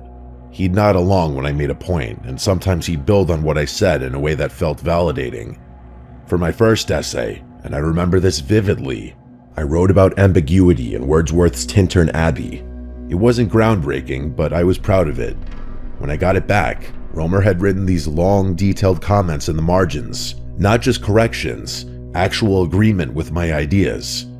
But after that, I noticed things started to shift a bit. Romer began paying more attention to me in class. He'd call on me more often, ask follow-up questions to my answers, make eye contact with me for long periods of time, stuff like that. At first, I told myself I was imagining it. TAs take a liking to certain students all the time. It's not that unusual. But then he started asking me things that felt less academic. I brushed it off though. I had other things going on. Around the same time, I started running into Luke more and more outside of class. Our sorority and his fraternity had a lot of overlap. I think Greek life is mostly stupid, but we were both in, I guess, what you'd consider top houses at our school. So we had a lot of joint mixers, date nights, and just always went to the same parties. And Luke was just always there. So naturally, we just ended up talking more and more, and I started taking a liking to him.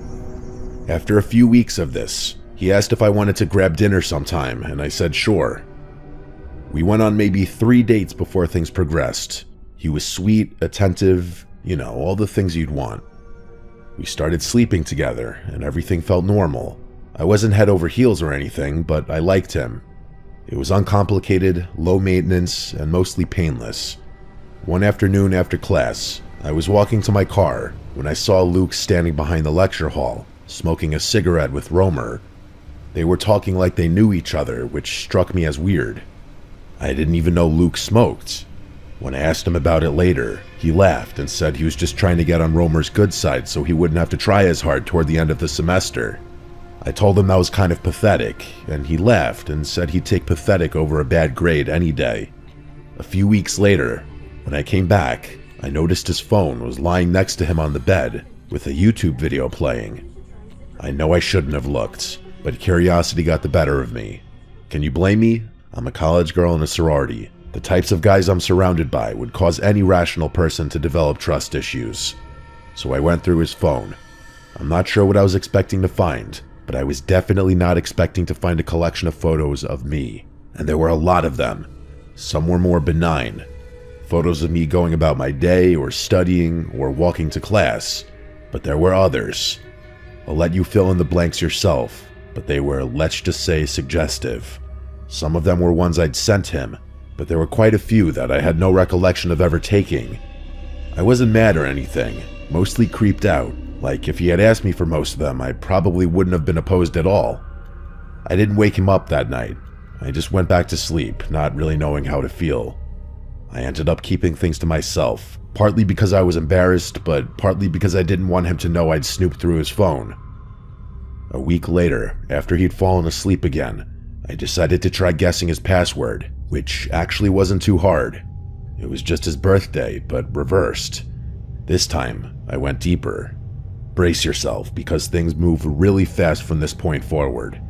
I checked his messages, his deleted photos, everything, and I found something horrifying. He'd been sending photos of me, those photos of me, to an unsaved number, regularly for weeks. Basically the entire duration of time we'd been seeing each other. It was sick, and it was probably illegal too, but I couldn't think about that. I was shaking. I took pictures of everything, and then I started to cry. I couldn't control myself. I basically slapped him awake and demanded to know who the number belonged to, and he stumbled through this ridiculous story about how it was just his backup phone, how he liked to have copies of everything in case his main phone got lost. I knew instantly that was bullshit. I stormed out before he could convince me to stay. I was a complete wreck. I was a psychological mess, and I felt gross. I really didn't want to get into the immediate aftermath of everything, so I won't. Just know that it was probably the worst week of my life. The last thing I need is for that trauma to reopen if anyone figures out who I am or anything. So that's another reason I'm keeping the details to a minimum. The unknown number ended up belonging to Romer, my TA. The police got involved, and Luke confessed pretty quickly once they started pressing him. He admitted that Romer had been paying him hundreds of dollars apparently in exchange for photos. The whole thing had been going on since the beginning of the semester, maybe longer. I don't know all the details, and honestly, I don't want to. Luke got expelled from university, and Romer got fired. I'm pretty sure there was jail time involved as well, although I do remember thinking whatever punishment they got wasn't nearly enough to make me feel compensated. That was over 1.5 years ago. I'm a senior now, and I'm almost done with school. I'm kind of relieved about that, to be honest. I've dealt with things in my own way, and I won't get into that, but I thought everything was behind me. A few weeks ago, though, I started noticing something. There's this silver sedan that's been parked outside my sorority late at night. Not every night, but enough that I've started paying attention. I haven't seen anyone get in or out of it. I don't know if it's one of them. I'm probably being paranoid, but it's really freaking me out. And honestly, I'm not sure how they'd even know I live here now. I moved into the house well after the Luke situation. Anyway, if anything else happens, I'll update.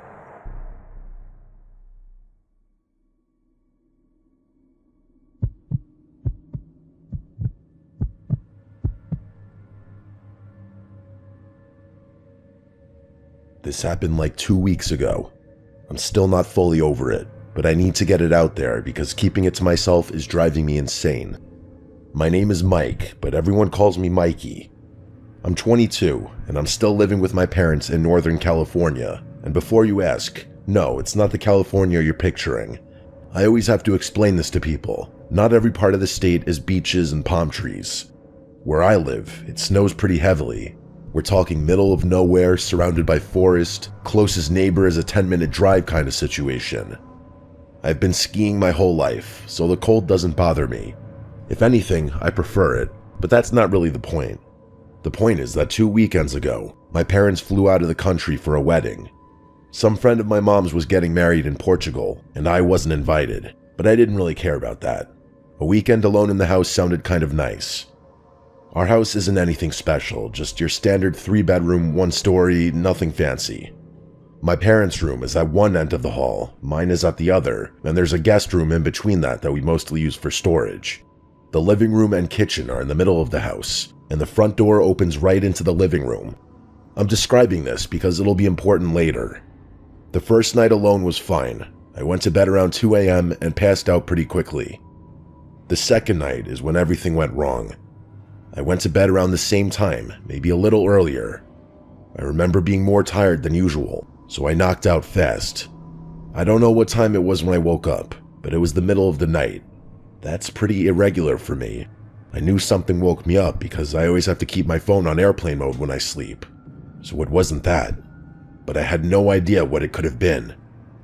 I scanned the room, but it was pitch black.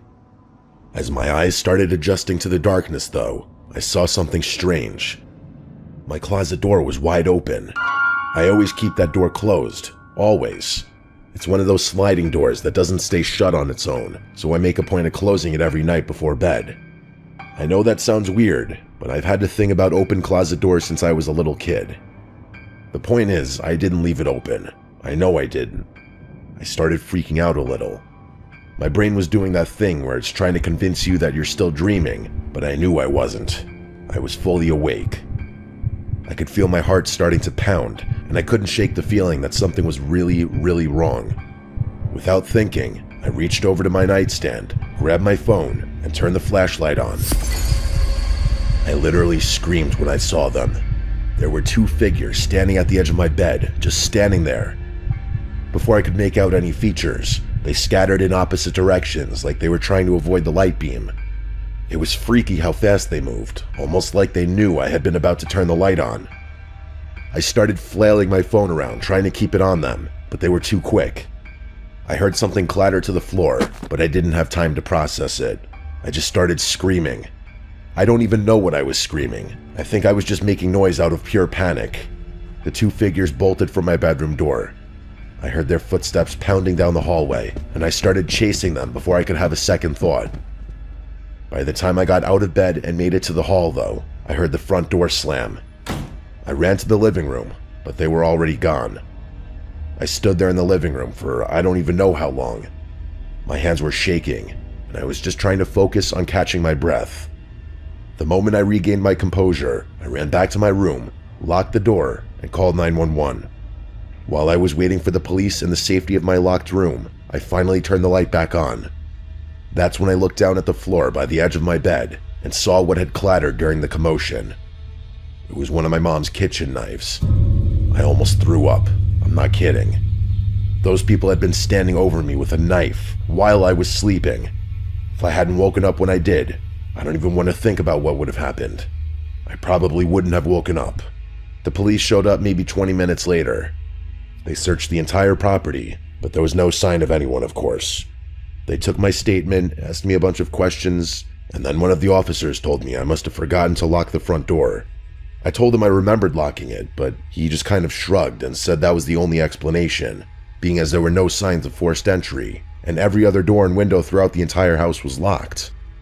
The only thing that even could have been unlocked was the front door. I accepted that and watched them leave, but I knew I locked the front door. Fast forward through the nonsense of my parents getting home the next day and scolding me all over again for forgetting to lock the front door. There's no need to get into that. It's been 2 weeks now, and I still don't have an explanation. Forget whether the door had been locked or not. Why the hell were 2 people in my room with a knife? Just rob the place. It's not like I would have noticed them come and go. At first, I thought whoever broke into my house that night might have known my parents were out of the country, but now I'm starting to doubt that theory, because I have trouble believing standard thieves would go out of their way to kill someone.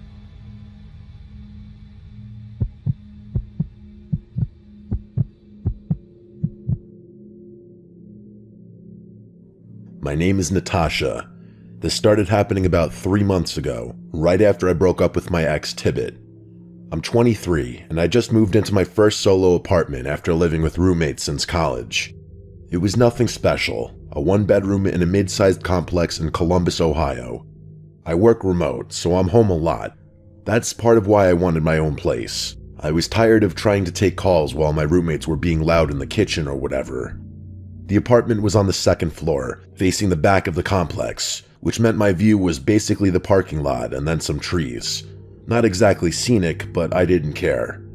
I had my own space, my own schedule, and for the first time in my adult life, actual privacy. For the first few weeks, everything was fine. I didn't really interact with anyone in the building besides the occasional head nod. There was an older woman on the 1st floor who always seemed to be checking her mail whenever I walked by, and a couple across the hall who I'd hear arguing sometimes through the walls. That was about the extent of my social landscape.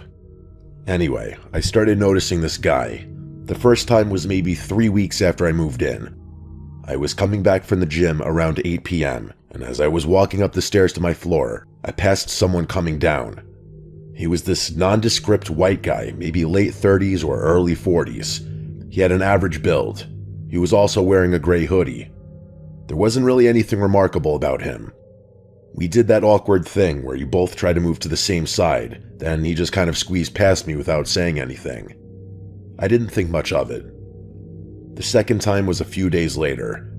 I was in the parking lot getting something out of my car, and I saw him standing near the dumpsters. He wasn't really doing anything, just sort of standing there. When I looked over, he turned and walked away around the side of the building. Again, not that weird on its own. I shrugged it off and went about my business as usual. The third time is when things started feeling off. I was working at my desk, which faces the window overlooking the parking lot. It was the middle of the afternoon, and I happened to glance outside while I was on a call. There was a navy blue car parked in the lot that I didn't recognize, and someone was sitting in the driver's seat. I couldn't see their face clearly, but I could tell they were looking up at the building, at my floor, maybe at my window specifically, but I couldn't be sure. I watched for a few seconds, then went back to my call. When I looked again, maybe 10 minutes later, the car was gone. For whatever reason, that stuck with me. I started paying more attention after that, and the more attention I paid, the more I noticed him. The guy spent a lot of time in the parking lot, not every day, but often enough that it started to feel like a pattern. Sometimes he'd be walking through, sometimes sitting in that same blue car, which I realized was his a few days later. Once I saw him standing by the stairs to my building, just looking at his phone. He never looked directly at me, or if he did, I never caught him. But I started to get this feeling like he was always positioned in a way where he could see my apartment. I told myself I was being paranoid. The complex isn't that big. If someone lived there and kept similar hours to me, I'd probably see them a lot. That's just math. And I'd never actually caught him doing anything wrong either. He wasn't following me, and he wasn't approaching me. He was just around. But then something happened that I couldn't explain away. I have a pretty set routine. I go to the same gym at the same time most days, and I usually stop at this Chipotle on the way back twice a week. It's like a 15-minute drive from my apartment in a completely different part of town.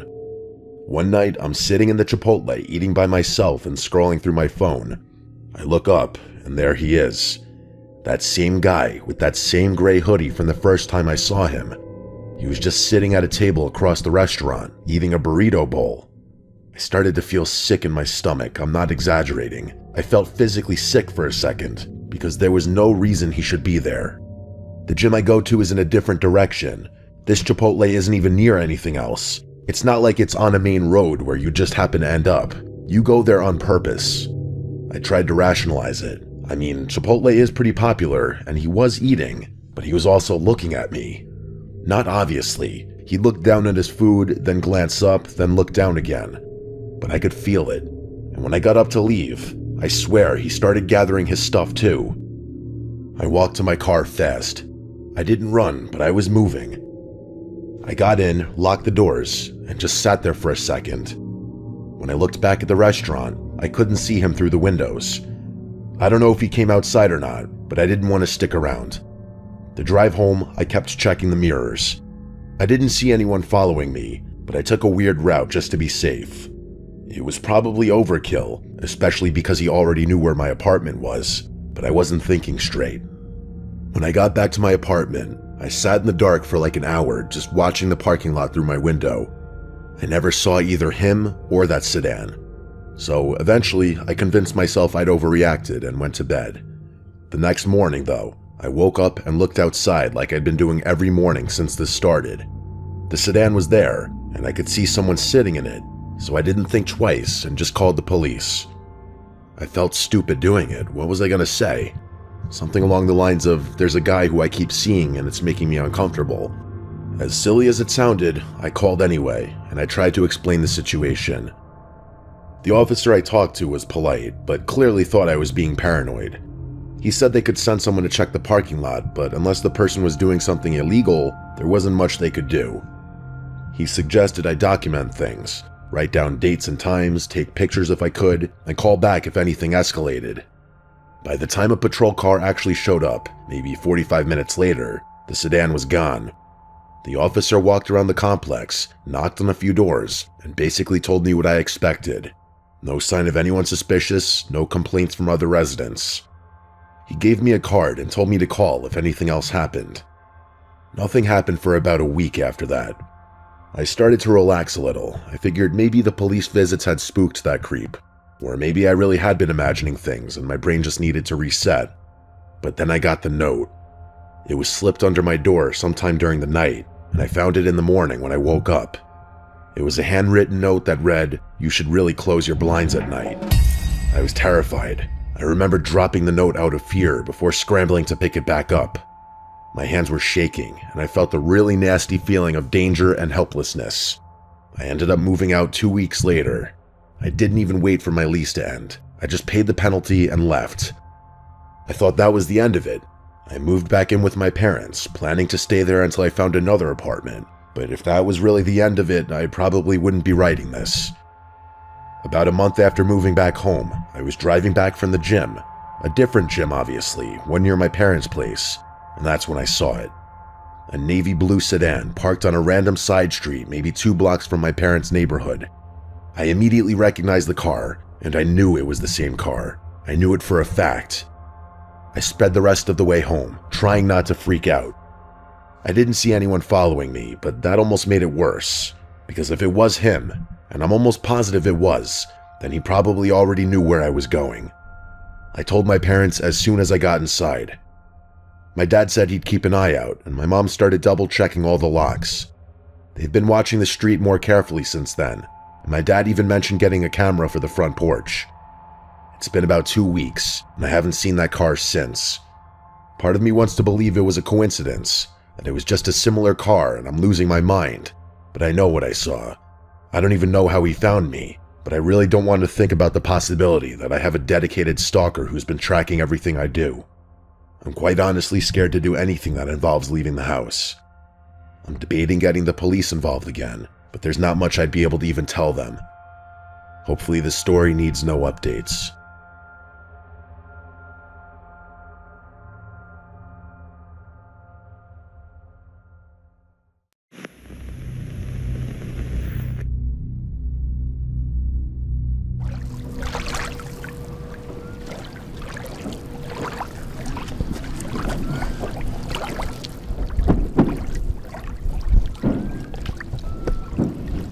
This was the recounted story of a Reddit user with the username bingbong1234, but for the purpose of this video, I'll just refer to him as Tom. It started when Tom was 8 years old, taking his dog for a walk through the neighborhood with his mom. It was a little later in the night, between 10 and 11 p.m. They lived next to a swampy, woodsy area on the edge of the neighborhood, which was in Lansing, Michigan. It was a very silent night except for the slight wind. Then, from down in the swamp, Tom and his mother heard somebody whistling at them. It sounded sort of like a bird, but each whistle was different enough where the lack of consistency made it human-like. The whistling would apparently fluctuate pitches, sounding higher then lower. With a concerned and slightly terrified look on her face, Tom's mother grabbed his hand and said that they should go inside the house quickly. But since this happened at a very young age, and nothing similar happened for a while, Tom forgot about it, until 2 years later. Tom was taking his dog out again late at night, and towards the end of the walk, Tom suddenly heard the same whistling noise again. In his words, with the same pitches and same inconsistent human-like tones coming from a bush that could easily obscure a person behind it just next to the front door. With the disturbing memory of seeing his mom equally terrified from the same whistling 2 years earlier, looking down into the swamp at something neither of them could see, he ran inside as fast as possible. Years went by again without it happening, and eventually it slipped from Tom's mind. Fast forward to the summer of 2015, when Tom was 24 and started dating his girlfriend Sarah, who he moved to South Dakota with. For Independence Day, the couple decided to go to Pierre, South Dakota and watch the fireworks along the bank of the Missouri River. The two were parked at a free camping area behind a hospital, where people were allowed to pitch their tents, hang out, and see the fireworks up the river. Tom and his girlfriend were near the very end of the campground, and there were very few, if any, people around them. The fireworks began as it started to get dark. They sat right at the edge of the river to be able to see the fireworks. A huge thunderstorm was approaching, so the air seemed electric and the wind was picking up. The atmosphere was very eerie and unusual, as the video will display. Most of the other campers walked up the river to have a better view of the fireworks, but Sarah and Tom stayed back and were drinking beers amongst themselves and relaxing. And suddenly, the couple heard the sound of a paddle methodically dipping into the water. They saw a figure steering a canoe about 20 meters offshore. Around this time, Sarah decided to get more beers from the car, leaving Tom alone to stare at this mysterious person. And then he heard the familiar whistle that at one point haunted his childhood.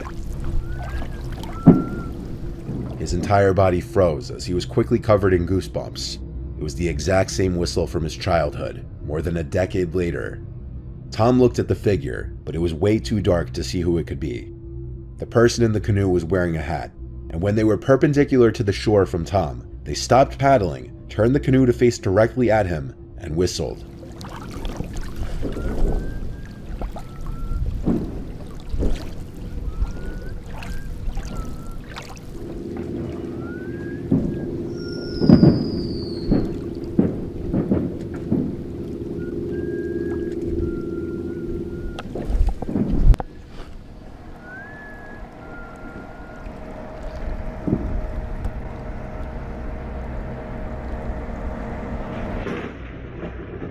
Tom looked at the person and shouted, "Who are you?" which received no reply. The person just whistled a couple more times, turned the canoe, and paddled out of sight.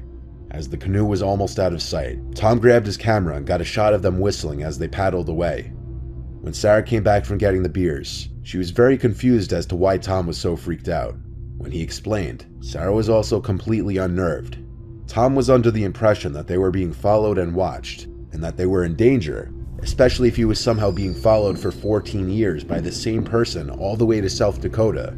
This raises some big questions, such as, was it a coincidence? Why was it always the same whistling noise? And if it wasn't a coincidence, who was the person? Why did they follow Tom, and where did they go?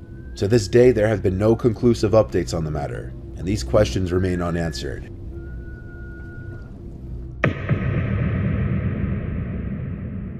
Emma Filipoff was 26 years old when she disappeared almost 10 years ago, on November 28, 2012. She was described by friends and family as a beautiful, creative, and private girl. There's been an extensive investigation into Emma's disappearance ever since, but so far investigators have been unsuccessful in determining what happened to her. A surveillance video from the day Emma disappeared shows her in a 7-Eleven pacing around and cupping her hands around the glass door as she looked outside, as though she was being followed. She purchased a prepaid cell phone in the 7-Eleven despite never owning one before. Then she hesitated before leaving.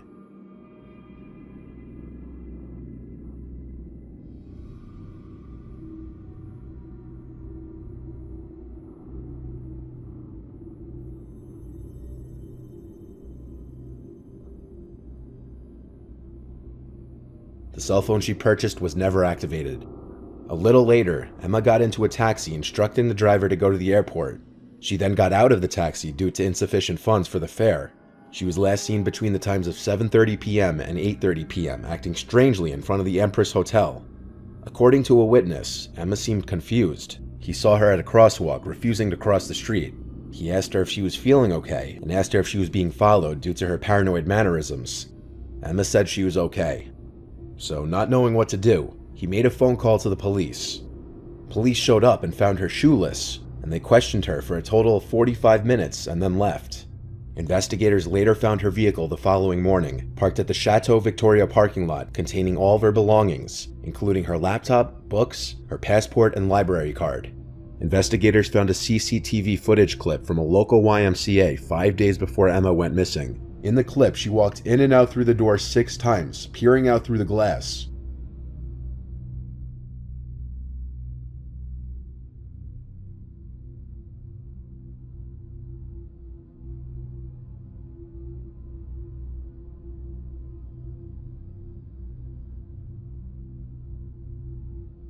One possible person of interest is in CCTV footage from a Vancouver store. The 2014 surveillance video shows a man in a Gastown clothing store holding a purple poster in his right hand. The store owner reported that the man was irritated and claiming Emma was his girlfriend and that she wanted to be left alone. Police have not yet been able to identify him.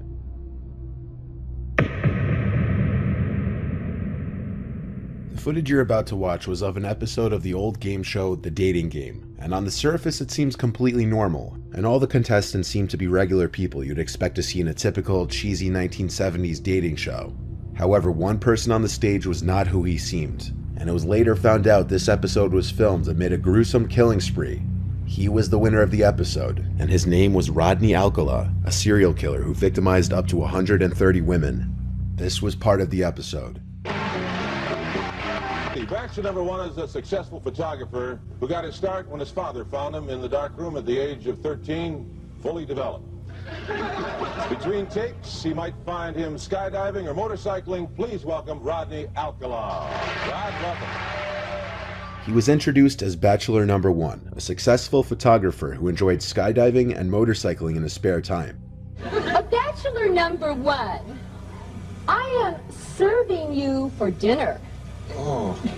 What are you called, and what do you look like? I'm called the Banana, and I look really good. Can you be a little more descriptive? Peel me. With his suggestive quips and impressions, he won the contest, scoring a date with the Bachelorette, Cheryl Bradshaw. But in the years that followed his appearance on the show, Alcala would come to be known as the dating game killer. Will that date be Bachelor number 1, Bachelor number 2, or Bachelor number 3? Who gets the dates? Well, I like bananas, so I'll take one. Number 1, Bachelor number 1, all right. He's a skydiver, so he's got a lot of nerve. He's into motorcycling. He's also a fine photographer. Say hello to Rodney Alcala. Rodney, come on, say hello. He was convicted of the murders of 6 women and a 12-year-old girl, with some of the crimes being committed before his TV appearance. Investigators estimated his victims could be as many as 130. Alcala died at age 77 while on death row. He committed his first known crime on September 25, 1968, when an eyewitness in Los Angeles called police after watching him lure an 8-year-old girl named Tali Shapiro into his apartment. Tali was walking to school when Alcala offered her a ride, but he took her to his apartment instead. When the police arrived, the girl was found alive, but Alcala had fled. To evade the resulting arrest warrant, he left the state and enrolled in the NYU Film School, using the name John Berger. With his good looks and charm, he persuaded many young women to pose in photographs for him, most of whom are presumed to have been victims of his, and apparently a lot of them remain unidentified. In fact, you can easily find these pictures online.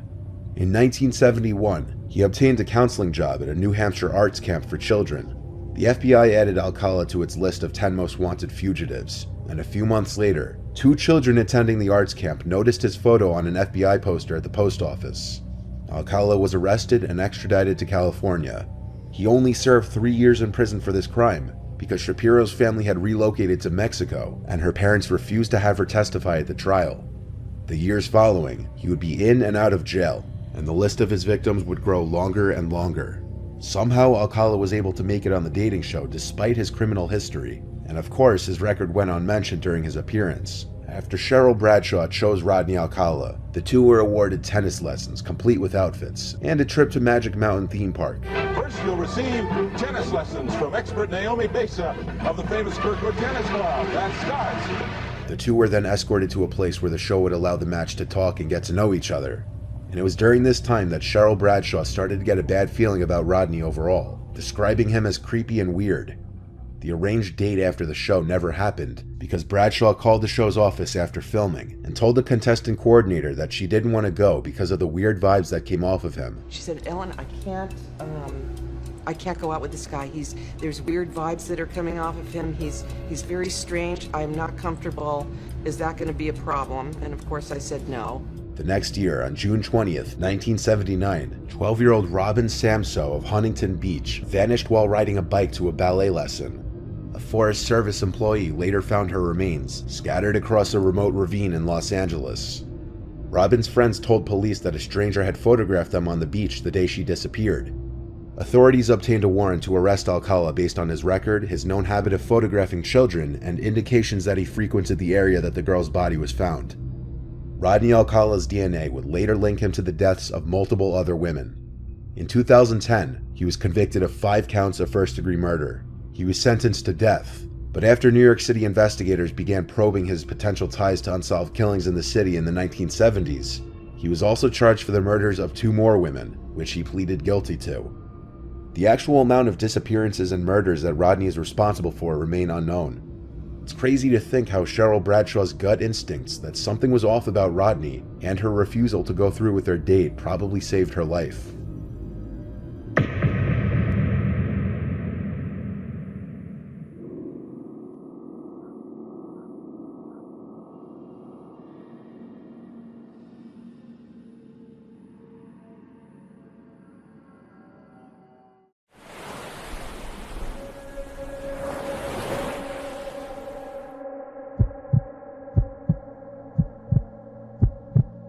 This happened last year.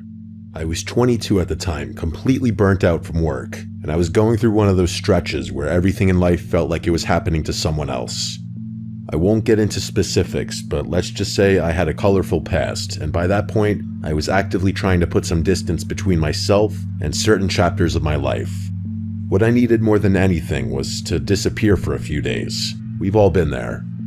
I must have been venting out loud because one day at work, I found myself having a conversation with a coworker about this tiny island off the coast of Maine. The way he described it, the place sounded almost aggressively boring. No nightlife, barely any tourists after dark, and most people just took the ferry out for the day and left before sunset. He said if you stayed overnight, it was like having the whole island to yourself, which was exactly what I was looking for. I found a vacation rental listing for a standalone cottage right on the shoreline. The price was suspiciously cheap, and it was available on short notice, which probably should have raised some flags, but I wasn't exactly in a cautious headspace. I booked it without thinking twice. The cottage itself was small, just a single room with a bed, an unused kitchenette, and a bathroom the size of a closet. It was set back from the water, surrounded on 3 sides by thick brush that pressed right up against the walls. The front faced the ocean, with a single window covered by this thin, semi-translucent curtain that didn't do much to block the view in either direction. The walls were paper thin. I could hear the wind moving through the brush like it was right next to my ear. The door had a deadbolt and a chain lock that both looked like they'd been installed recently, which struck me as a little odd for such an isolated spot, but I didn't dwell on it. I took the late afternoon ferry over and spent the early evening just walking around the island. It was kind of surreal watching the place empty out as the day visitors filtered back to the mainland. By the time the sun went down, there was almost no one left. No streetlights, no ambient noise, nothing. I was pretty much left alone to enjoy the sounds of the ocean by myself. It was beautiful. I grabbed dinner at this little pub near the ferry landing. The bartender was friendly enough, but I noticed that she gave me a weird face when I told her where I was staying. On the walk back, I passed a small dock tucked into a cave maybe 100 yards from the cottage. There was a single blue motorboat moored over there. It stood out because all the other boats I'd seen on the island were larger lobster vessels. I made a mental note of it, but didn't think too much beyond that. I got back to the cottage around 10:30, locked the deadbolt in the chain, and settled in for the night. Up until that point, I was really enjoying the time away from everything. But of course, that peace didn't last. I realized my phone charger was busted, or maybe it was the outlet I was using. But the point is, my phone wouldn't charge no matter what I tried. I tried every outlet in the cottage. My phone was on low battery, and I was 100% sure it was going to die within the hour. Luckily, I didn't really need it to get back to the ferry.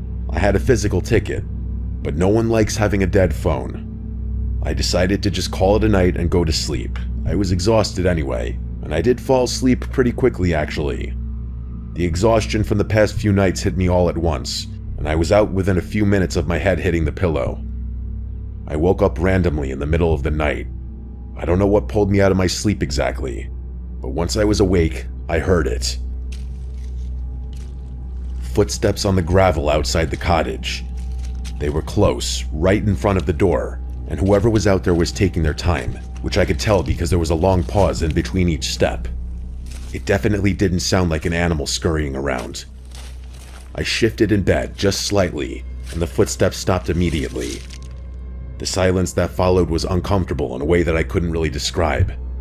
It stretched on long enough that I started to convince myself I'd imagined the whole thing, or that it really had just been an animal. I didn't want to move, so I just stared at the ceiling in that same position. I'm not sure what I was waiting for, but I was so freaked out that I couldn't even think straight. And a few minutes later, the footsteps came back. This time there was no mistaking the direction. They weren't passing by, they were approaching. I heard them come right up to the entrance of the cottage and stopped directly in front of the door. At that point, my heart was damn near pounding out of my chest. I felt like they could hear it, but there was nothing I could do besides try and be as silent as possible. As if the situation wasn't bad enough, whoever was out there turned on a flashlight and tried shining it through the front door. I couldn't move because I was petrified in fear. That person clicked off the light and tried the door handle.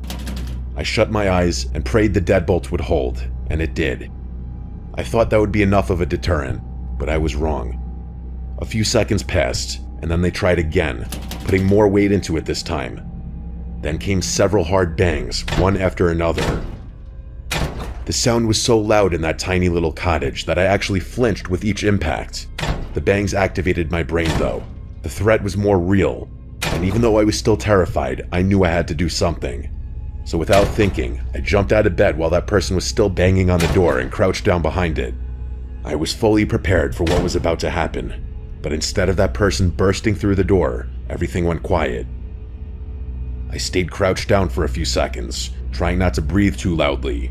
And then, and I still remember this vividly, whoever was on the other side of the door spoke. "I know you're in there, Leo." I almost yelled out in shock, but I stopped myself. It was a man's voice, one I didn't recognize, but he somehow knew my name. He knew I was there. The footsteps moved away from the door and along the side of the cottage. I tracked the sound as it passed the bathroom wall and continued around. He was taunting me. He knew I was in there. My confidence was gone. Hearing my own name was enough to make me dizzy. It was the scariest moment of my entire life. Over the next stretch of time, I have no idea how long, maybe 20 minutes, maybe an hour, whoever was outside circled the cottage. I had no idea what they were doing, and a part of me was screaming for them to just break down the door and get it over with already. Eventually, the footsteps receded from the cottage. Then, from the direction of the dock, I heard an engine start. It was the unmistakable sound of a small outboard motor. I listened as it pulled away from the shore and faded into the distance across open water. I didn't sleep after that. That's not an exaggeration. I stayed awake the entire night. The second it was bright enough to see, I was out the door. The gravel around the cottage told the whole story. There were heavy boot prints circling the cottage multiple times. The prints led in a straight line from the cottage toward the dock and ended right at the waterline. The next day was honestly a blur. I returned the key to the property owner, boarded a ferry, and made it home. But I was not in a good headspace. Here's the thing that still gets me. Whoever was outside that cottage didn't come from the island. They came by boat, specifically to that cottage, and on that specific night. They knew my name and exactly where I'd be. The thing is, I have absolutely no idea how they could have tracked me down. I confronted my coworker about it a few days later, the one who told me about that island in the first place, and he swore up and down he hadn't told anyone about my trip. And honestly, I believed him. He looked genuinely freaked out when I told him what happened. I mentioned earlier that I have a colorful past. I'm not going to get into the details, but let's just say, I'm not exactly shocked that someone out there might want to find me. What I still can't wrap my head around is, how did someone track me to some random island off the coast of Maine? How did they know which rental I'd booked, and on which night? How long had they been watching me before any of this? I don't have any answers to any of those questions, and the worst part is, I still work the same job and live in the same place. Nothing has changed since then, but I have no reason to believe things are over.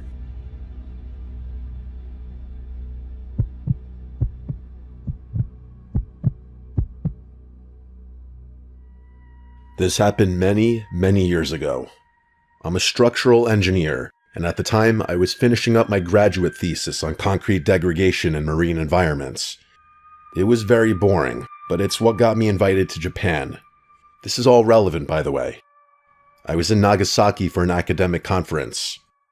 There was this professor I'd been corresponding with who had done extensive research on post-industrial decay.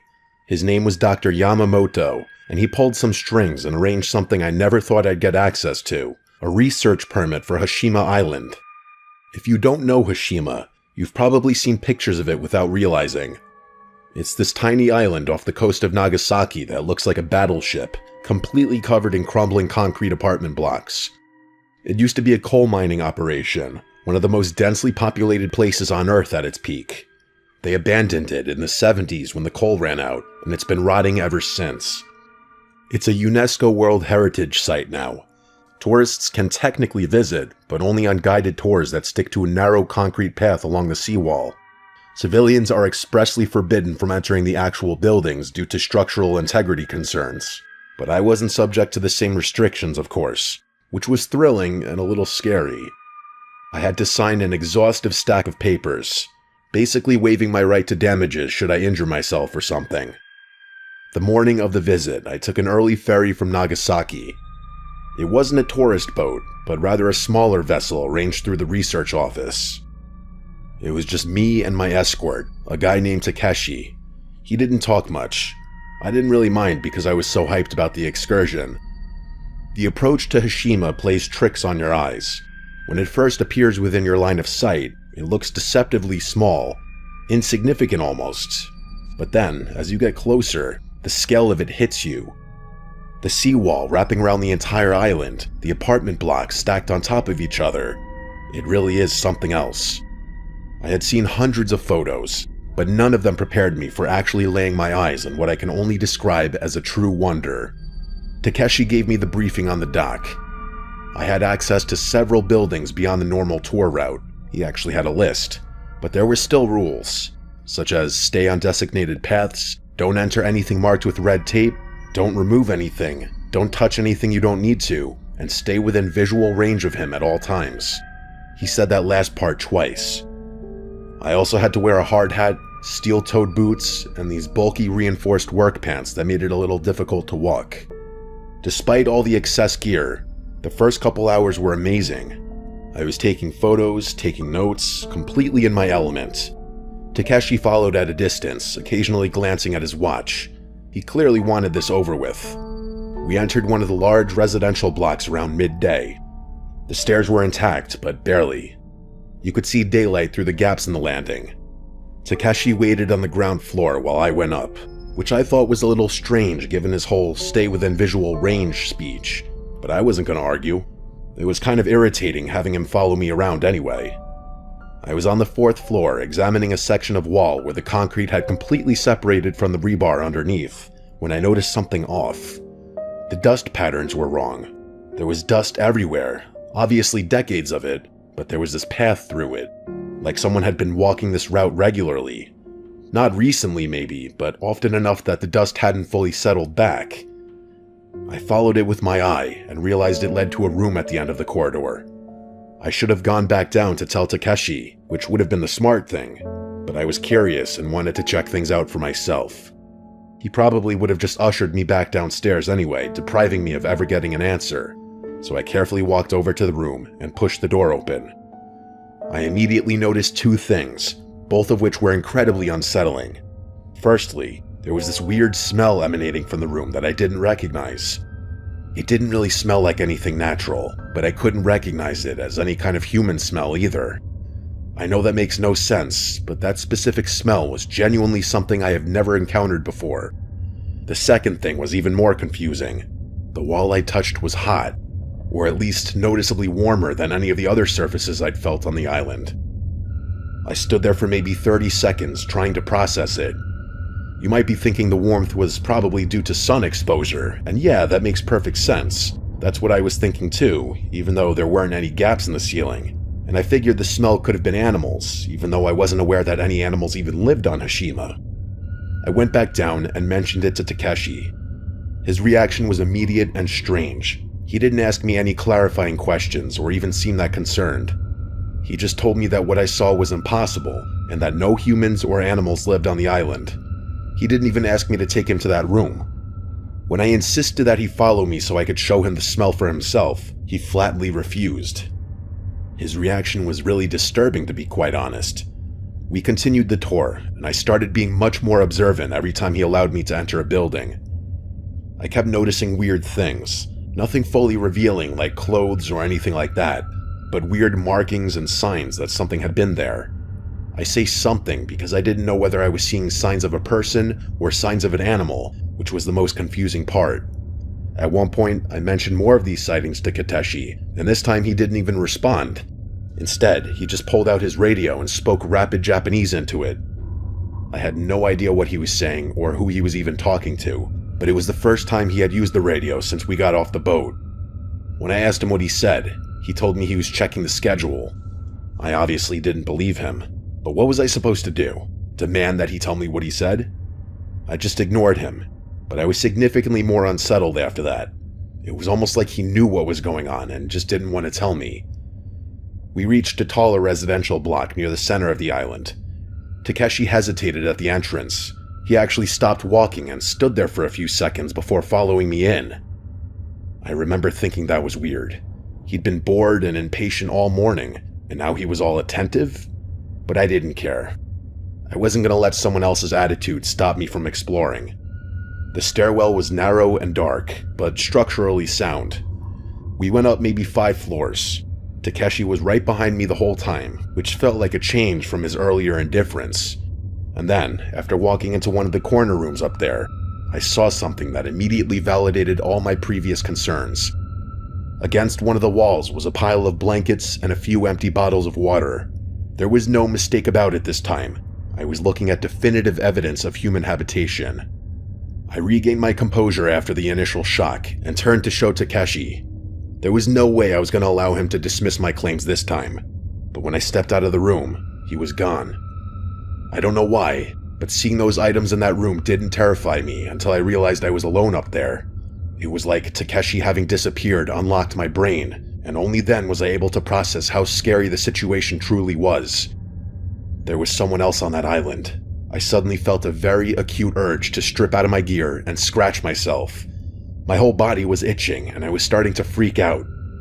I frantically made my way back to the stairwell we'd come up, thinking I'd just run down and end the trip short. But no, as if things weren't bad enough, I turned the corner and realized the stairs were blocked. There was a pile of rubble spilled across the landing, enough that I couldn't get through. I didn't have time to think about whether it had collapsed naturally or whether someone had piled it there purposefully. I just turned and ran. I ran past that room and down the corridor, praying that there was another stairwell somewhere close by. I didn't care about the structural damage anymore. I was so scared and didn't care about anything other than getting the hell out of there. As I was sprinting down the hall, I heard movement from somewhere behind me. It sounded like footsteps stepping out into the hallway. I didn't turn around, no chance in hell. I just kept running. The only problem was that it was like a maze in there. I was too scared to think straight, and I felt like I was running in circles. The whole time I could hear footsteps behind me. At first I thought it was Takeshi, but after a while I realized there were multiple sets of footsteps, which meant I was being followed by multiple people. I finally found another stairwell, and I practically jumped down it. I don't remember much about getting out of the building. I remember daylight and then sprinting across open ground and then the dock. Takeshi was just standing there by the boat. Seeing how unfazed he looked took me from scared to downright angry. I started screaming at him about what I had seen, about the people in that building, about him abandoning me, everything. I think I even accused him of piling that rubble up in an attempt to strand me in there. He barely even blinked. It was like he wasn't hearing what I was saying. I wanted to put my hands on him, but that would have been a terrible idea. He was my way off the island. He had all the power. I had none. The way he didn't even react to what I was saying only made me angrier. At one point, I actually kind of hoped that whoever had been stalking me in that building would turn a corner so Takeshi would believe me. He waited for me to finally calm down, and then instead of acknowledging anything I had said, he just said we were leaving. I didn't know what to think. I was still pretty unsettled and scared at what had just happened, but I was also horrified that this guy was refusing to acknowledge any of it. It genuinely made me think that he knew something about what had happened. Or worse, maybe he had caused it himself. Maybe he had been the one to pile that rubble. But the worst part was that I had to sit through an entire ferry ride back to the mainland with him. I was genuinely worried for my safety, but we made it back, and that was that. As soon as I got somewhere safe, the first thing I wanted to do was report my sightings. That there were people on Hashima. That was extremely concerning. So I contacted the only person I could think to contact. The only person who had any connection to both me and the island. Dr. Yamamoto. But I couldn't get a hold of him. Fast forward 2 weeks. I was back in the US at that point, and I still couldn't get a hold of him. It was like he had disappeared. I tried my best to report what I had seen to the relevant authorities, but I don't think anything came of it. I don't think anyone believed me. It's been years and years and years since this all happened, but this is a story I'll tell anyone who will listen. Strangely, the thing that gets to me the most isn't what happened on the island, but what happened after. The fact that I couldn't get in contact with Dr. Yamamoto, despite him going to great lengths to arrange my visit to the island. The thing I regret the most is not taking more action to get to the bottom of what was going on there. If I had spoken Japanese, or if I didn't have to return to the US so quickly, I might have been able to do something. This is something I'm gonna think about forever.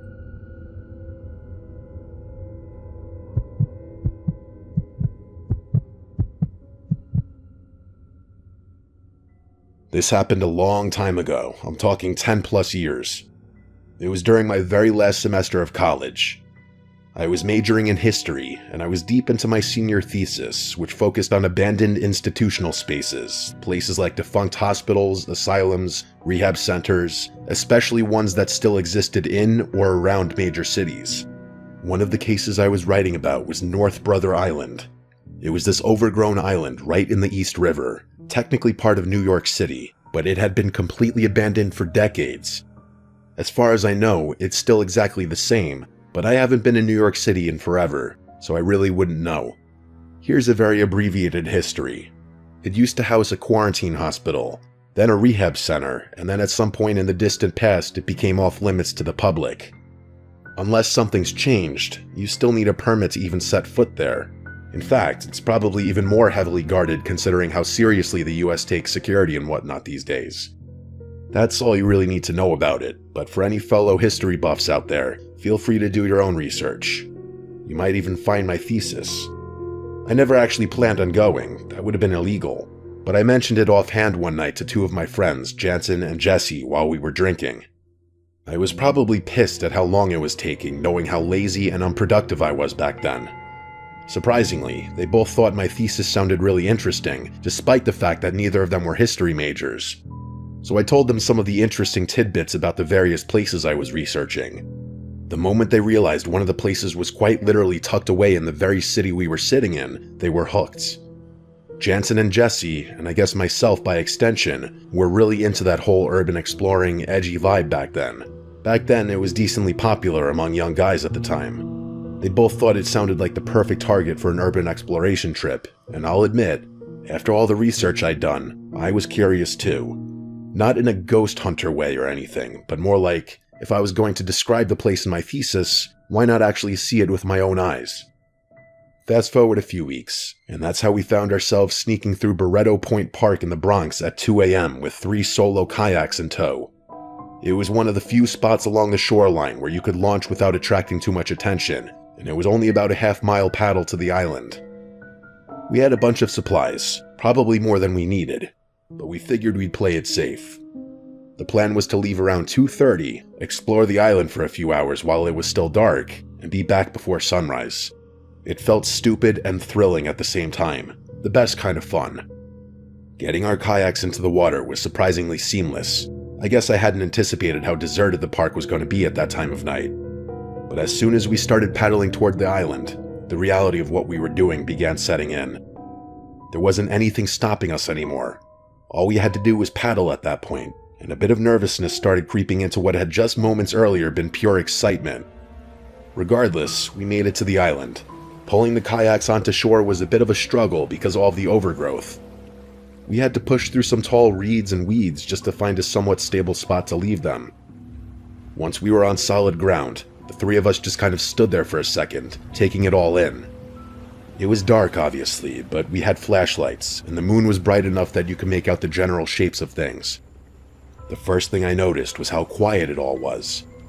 I know that sounds cliche, but you have to understand, we were technically still in New York City. The Bronx was right there, maybe half a mile away, and yet it felt like we were in the middle of nowhere. We started walking inland. It didn't take long for Jansen and Jesse to realize just how big the island actually was.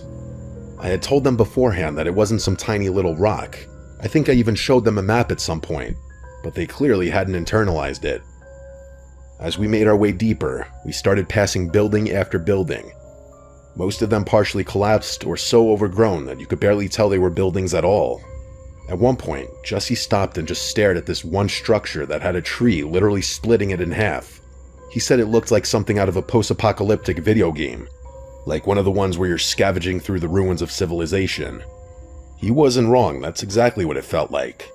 There was something almost alien about the way nature had reclaimed everything, like the island was actively trying to swallow any evidence that humans had ever been there. I remember thinking that if I didn't know better, I'd assume the place had been empty for centuries, not decades. We explored a few of the more intact buildings, shining our flashlights into rooms that hadn't seen visitors in God knows how long. Most of them were empty, but in one of the larger buildings, Jansen found something on the ground near a doorway, a half-empty can of spray paint. He immediately wanted to use it, and Jesse was on board. I told them no, that it felt disrespectful. Not just to the buildings, but to the history of the place. People had lived there and people had died there, but they pointed out that there was already graffiti all over the walls, some of it pretty elaborate, and argued that a little more wasn't going to make a difference. I didn't have the energy to keep fighting about it, so I told them I wasn't going to stop them, but I wasn't going to stick around and watch either. In hindsight, wandering off was probably a mistake. I made my way through a few more rooms, trying to take mental notes for my thesis. But the further I got from Jansen and Jesse, the more unsettling everything became. It's hard to explain unless you've been in a situation like that. When you're with other people, even in a creepy place, there's a buffer. You can tell yourself it's fine because nothing bad would happen with witnesses around or whatever. But being alone is a completely different story. I was walking down a long hallway in one of the larger buildings. I think it might have been part of the old hospital complex, when I heard Jesse's voice call my name from somewhere ahead of me, from one of the rooms further down the hall. The sound of it made me jump, and even though I knew it was him, I was still pretty freaked out. I started walking toward it, and something began to feel off. For Jesse to be ahead of me, he would have had to take a completely different route through the building. That wasn't impossible, there were multiple hallways and stairways, but it would have meant he left Jansen almost immediately after I did, and then speed walked or even ran just to loop around and end up in front of me. That didn't make any sense. Why would he do that? There were too many rooms branching off from the hallway, and I couldn't tell exactly which one the voice had come from, so I called out to him, asking where he was. I got a response almost immediately from a room just a few doors down on my left. It was definitely Jansen's voice, and all he said was, "In here." I walked toward it. The doorway was dark, darker than the hallway, which was already pretty dark, and I couldn't see anything inside. I figured Jesse and Jansen were probably just messing with me, trying to scare me for wandering off, which is exactly the kind of thing Jansen would think was hilarious. I stepped into the room without really thinking about it, and swept my flashlight around the room. It landed on a figure standing in the far corner of the room, facing the wall. For a split second, my brain tried to convince me it was one of my friends, but it wasn't. It couldn't be. Whoever this was, they were really tall, easily 6.5 feet, maybe more. Neither Jensen nor Jesse were anywhere close to that height. I can't express how scary seeing that figure was. I screamed. I couldn't help myself. I ran out of that room as fast as I could. I didn't care about being quiet anymore. I was yelling for Jansen and Jesse to run as loudly as I could. I've never been more scared in my life.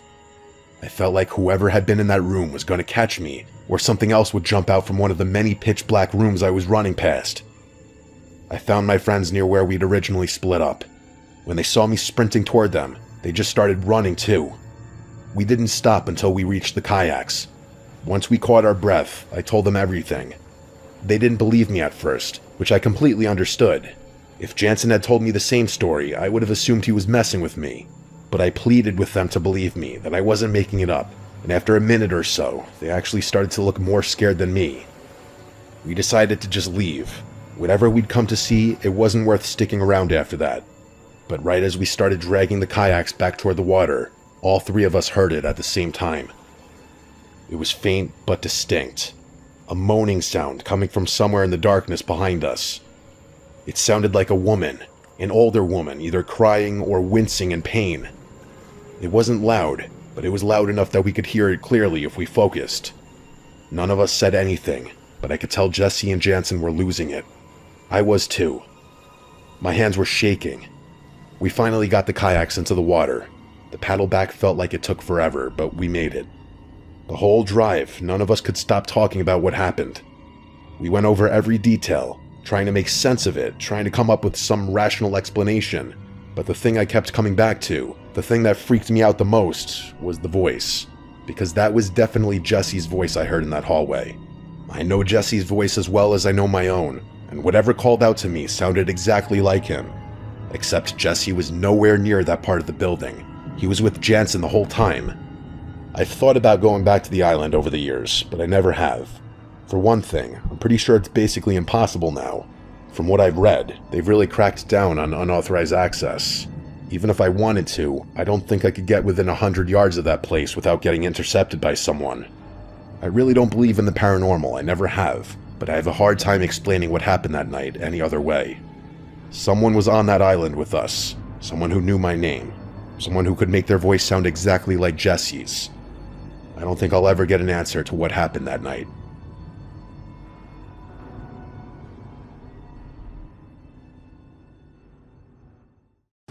What I'm about to show you in this video are 3 different sets of texts that become much scarier when you hear the background stories behind them. In this first one, these are texts between a young girl named Emily and her mom. Emily sent me screenshots of these texts along with the background story to go with them. First, to read the texts. Emily says to her mom, "Are you home?" "No, still with your dad, what's up?" "I heard someone come in." "The house? Is Peter home?" "I don't know, I've been in my room." "I don't think so, because he was supposed to work till 12 tonight." "Are you sure you heard the door open then?" "Mom, there's someone in the house." "What? Who is it?" "Mom, I don't know, there's some man walking around downstairs. I'm scared, what do I do?" "Emily, find somewhere to hide right now, I'm calling the police. Lock your door right now and hide somewhere in your room, okay?" "Okay, I'm in the closet." "Okay, good, sweetie, I'm on the phone with the police, don't make any noise at all. Stay in the closet until you hear the police come inside the house." "Do you still hear them?" "Mom, he's trying to open the door." "Emily, please just be quiet, you're gonna be okay, the police are almost there." "Emily, the police are there, are you okay?" This was where the texts ended. This was what was going on that night when Emily sent these texts to her mom. She was home alone while her mother was out to dinner with her dad, and her older brother Peter was working late. Nobody was expected to be home except for her at this time, so when she heard the front door closing downstairs, she was immediately alarmed and concerned. She texted her mother asking if she and her dad possibly returned home early, to which her mother shot that down, saying she was still with her father. On the side, sometime between her mom asking Emily if she was sure she heard the front door open and her follow-up question mark, Emily texted her brother Peter as well asking if he was home, and he replied he was still at work.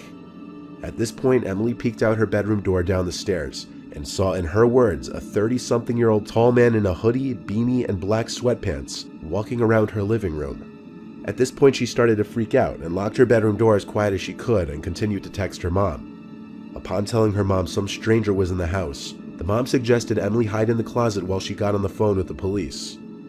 While sitting in her bedroom closet trying to wait this nightmare out, Emily heard the man fiddling with the doorknob to her bedroom trying to open the door, followed with him trying to forcefully break the door open by the sound of it. This was where Emily stopped replying to her mother, as she was too scared to even move a muscle in fear of being heard, even after the man gave up on the door. Police arrived and entered through the front door, which was unlocked, and they knew to go straight to Emily's closet. It was only then, when the police opened the closet door, that she felt safe to move. The intruder had stolen a number of valuables, but Emily was fortunate enough to have made it through this unharmed. She called her mother while the police were there to let her know she was okay, and the parents returned home shortly thereafter. This is a perfect example of why you should always make sure all the entrances to your house are locked, especially at night or when you're home alone. In this next one, the following texts are between a girl who wishes to remain anonymous, who I'll just refer to as Amanda, a guy named Jake who she met a handful of times through friends, and separate texts among Amanda and her friend Alyssa. It starts with Jake texting Amanda, "Hey," and this is how it goes. "Hey, what are you doing?" "Nothing, what about you?" "Same, want to hang out." "Maybe, what do you want to do?" "I mean, we can't hang here because my parents are home, but what if I came to you? Are your parents home?" "Nope." "So let me come, lol." "When?" "I'm free now if that works for you." "What made you even think to hit me up?" "You're really pretty and I just want to hang out with you." "Okay, I look like a potato right now, so you have to give me some time to get ready." "That's fine, what's your address?" "Word, I'll head over soon." "Wait, no, don't, I need time to get ready." The text between Amanda and Jake left off there, where he apparently left her text on read when she asked him not to come over just yet. At the same time, she went to go text her friend Alyssa about it, as Alyssa's part of the same friend circle as the two of them. Amanda was surprised to be hearing from Jake and texts Alyssa to see her reaction about it. This is how those texts went. "OMG, he randomly hit me up, and he wants to come over. Are you gonna let him?" "I told him yeah, but to let me get ready. He said he's gonna head over soon." "I told him wait, but he left me on scene." "Wait, hang on. I feel like it's weird that he's texting you. I'm gonna call him." "Why? Don't mention me." "I won't, but he's not picking up FaceTime anyway." "I'm calling Jamie. This is weird." "Why is it so weird?" "Because I know he wouldn't just text you like that." Immediately, Alyssa finds it surprising and odd that Jake would text Alyssa, for the sole reason that Jake was apparently on the verge of officially dating someone else. When Alyssa tries to call Jake multiple times but fails, she then resorts to calling Jake's sister Jamie, who was also part of the same friend group. All the while, Amanda is confused as to why Alyssa finds this all so weird. Alyssa's last text to Amanda was OMFG, before calling her, revealing that Jamie told her over FaceTime that Jake lost his phone the day before, and his Find My iPhone was disabled. They obviously quickly draw the conclusion that whoever was texting Amanda was not Jake. Jake then got on the phone with Amanda and told her that whoever had his phone was nobody that he knew, because he lost his phone during his morning run. The three didn't know whether it was just a prank or not, until Amanda got a follow-up text from the person who had Jake's phone, saying, "I'm here, I'm at the door." Given that the whole reason this person came over was because Amanda said her parents weren't home, and whoever was on the other side of the door likely meant her harm, and they were aware she was a defenseless girl home alone. Amanda looked through the peephole of her front door, and there was someone in a hood standing on her front porch, looking at the peephole. Amanda sent one final text saying this: "I know this phone was stolen, I called the cops already, they're almost here. You better get out of here and never come back or you'll be sorry. We also have you on video camera, so wave hello." The person read the text right away and didn't respond. The next time she checked through the peephole, the person was gone. Jake was able to get his IMEI number, and since it was being used for illegal activity, police helped track the phone to a man who lived a town over, who was prosecuted accordingly, and in this case, justice was actually served. In this last one, these were the texts received by single mother Marissa Rivera. Marissa was awoken by her phone vibrating on her nightstand at 1 in the morning on a Friday night. On the screen were a bunch of texts from her son John. The text went as follows: "Mom, I need help. I got into a car accident. Can you come pick me up? I think I injured my elbow. The damage is pretty bad. I don't know what to do. Please tell me you're joking. Are you okay?" "Yes, my elbow just hurts." Where are you? At the intersection of Robeson Street and Humphrey Lane by Longley Supply. Is Kevin with you?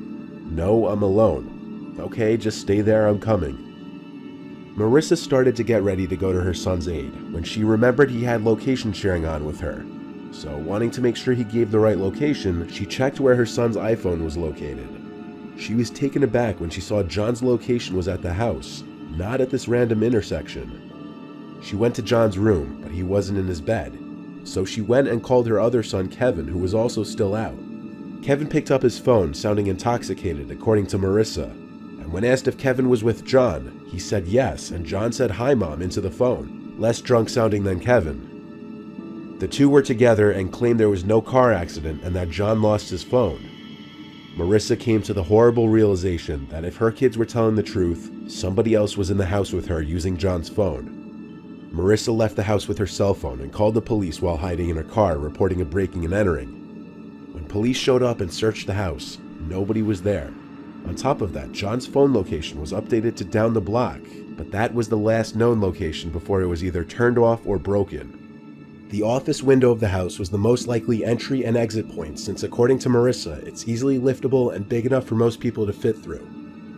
Marissa was having the conversation with her sons while standing in the middle of the house, loud enough for whoever was in the house with her to hear her realization that the car accident never happened, and heard her rushing out of the house. What most likely happened here was somebody who knew John either stole or found his phone, broke into the house through the window, and tried tricking their mom into leaving the house so that they could rob the place while nobody was home. Thankfully, she called her other son and was able to realize it was some kind of setup, and she was able to get the police to the house. The family was never able to find out who was the one who sent the text on John's phone. Perhaps another story illustrating the importance of having a passcode on your phone to prevent a stranger or anybody else from having complete access to it.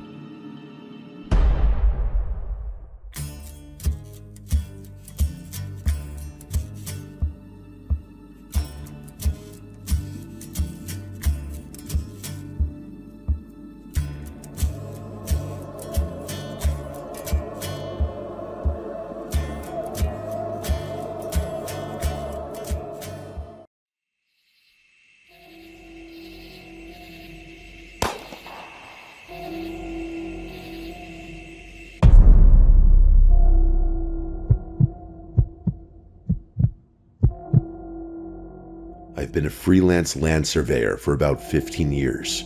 Most of my work is solo, remote stuff. I'm usually camping out for days at a time in places nobody else is going to. I actually prefer it that way, or at least I used to. This happened about 4 years ago. I'd been hired to survey boundary markers on a parcel up in the mountains near the Clearwater region in Idaho. Remote doesn't even begin to describe it. It was 6 miles of hiking just to reach where I set up camp. I filed my route with the local ranger station like I always do, and I packed a week's worth of supplies. The first day went smooth. I found 3 markers, logged everything, and made it back to camp before dark.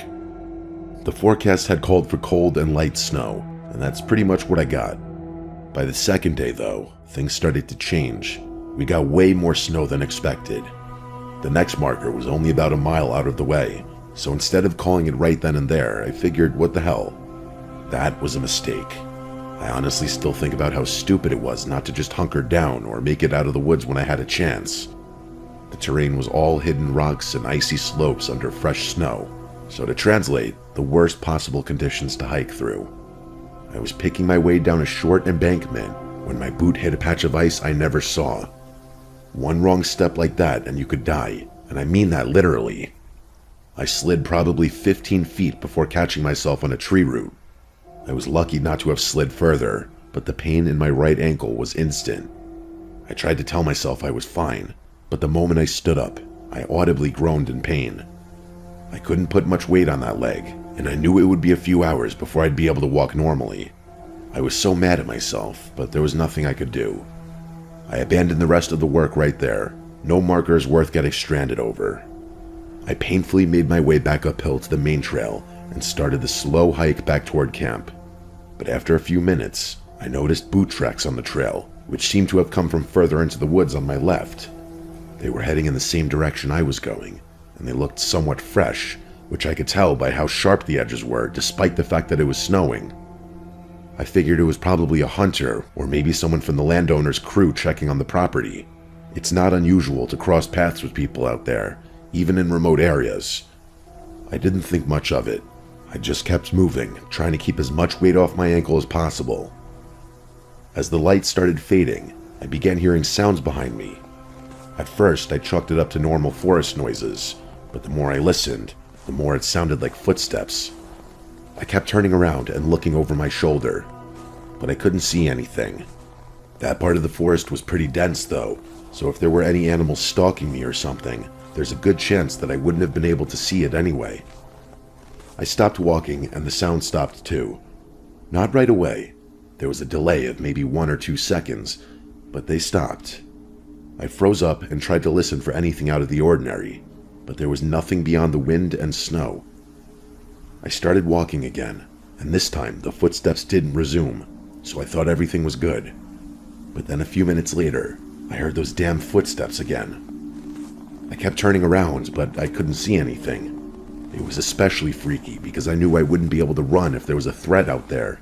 That was the worst part. I would have loved to investigate or try to scare off whatever animal was stalking me, but I didn't have the mobility to do so. So I just kept moving. But then I heard something metallic off to my left. I don't really know how to describe it.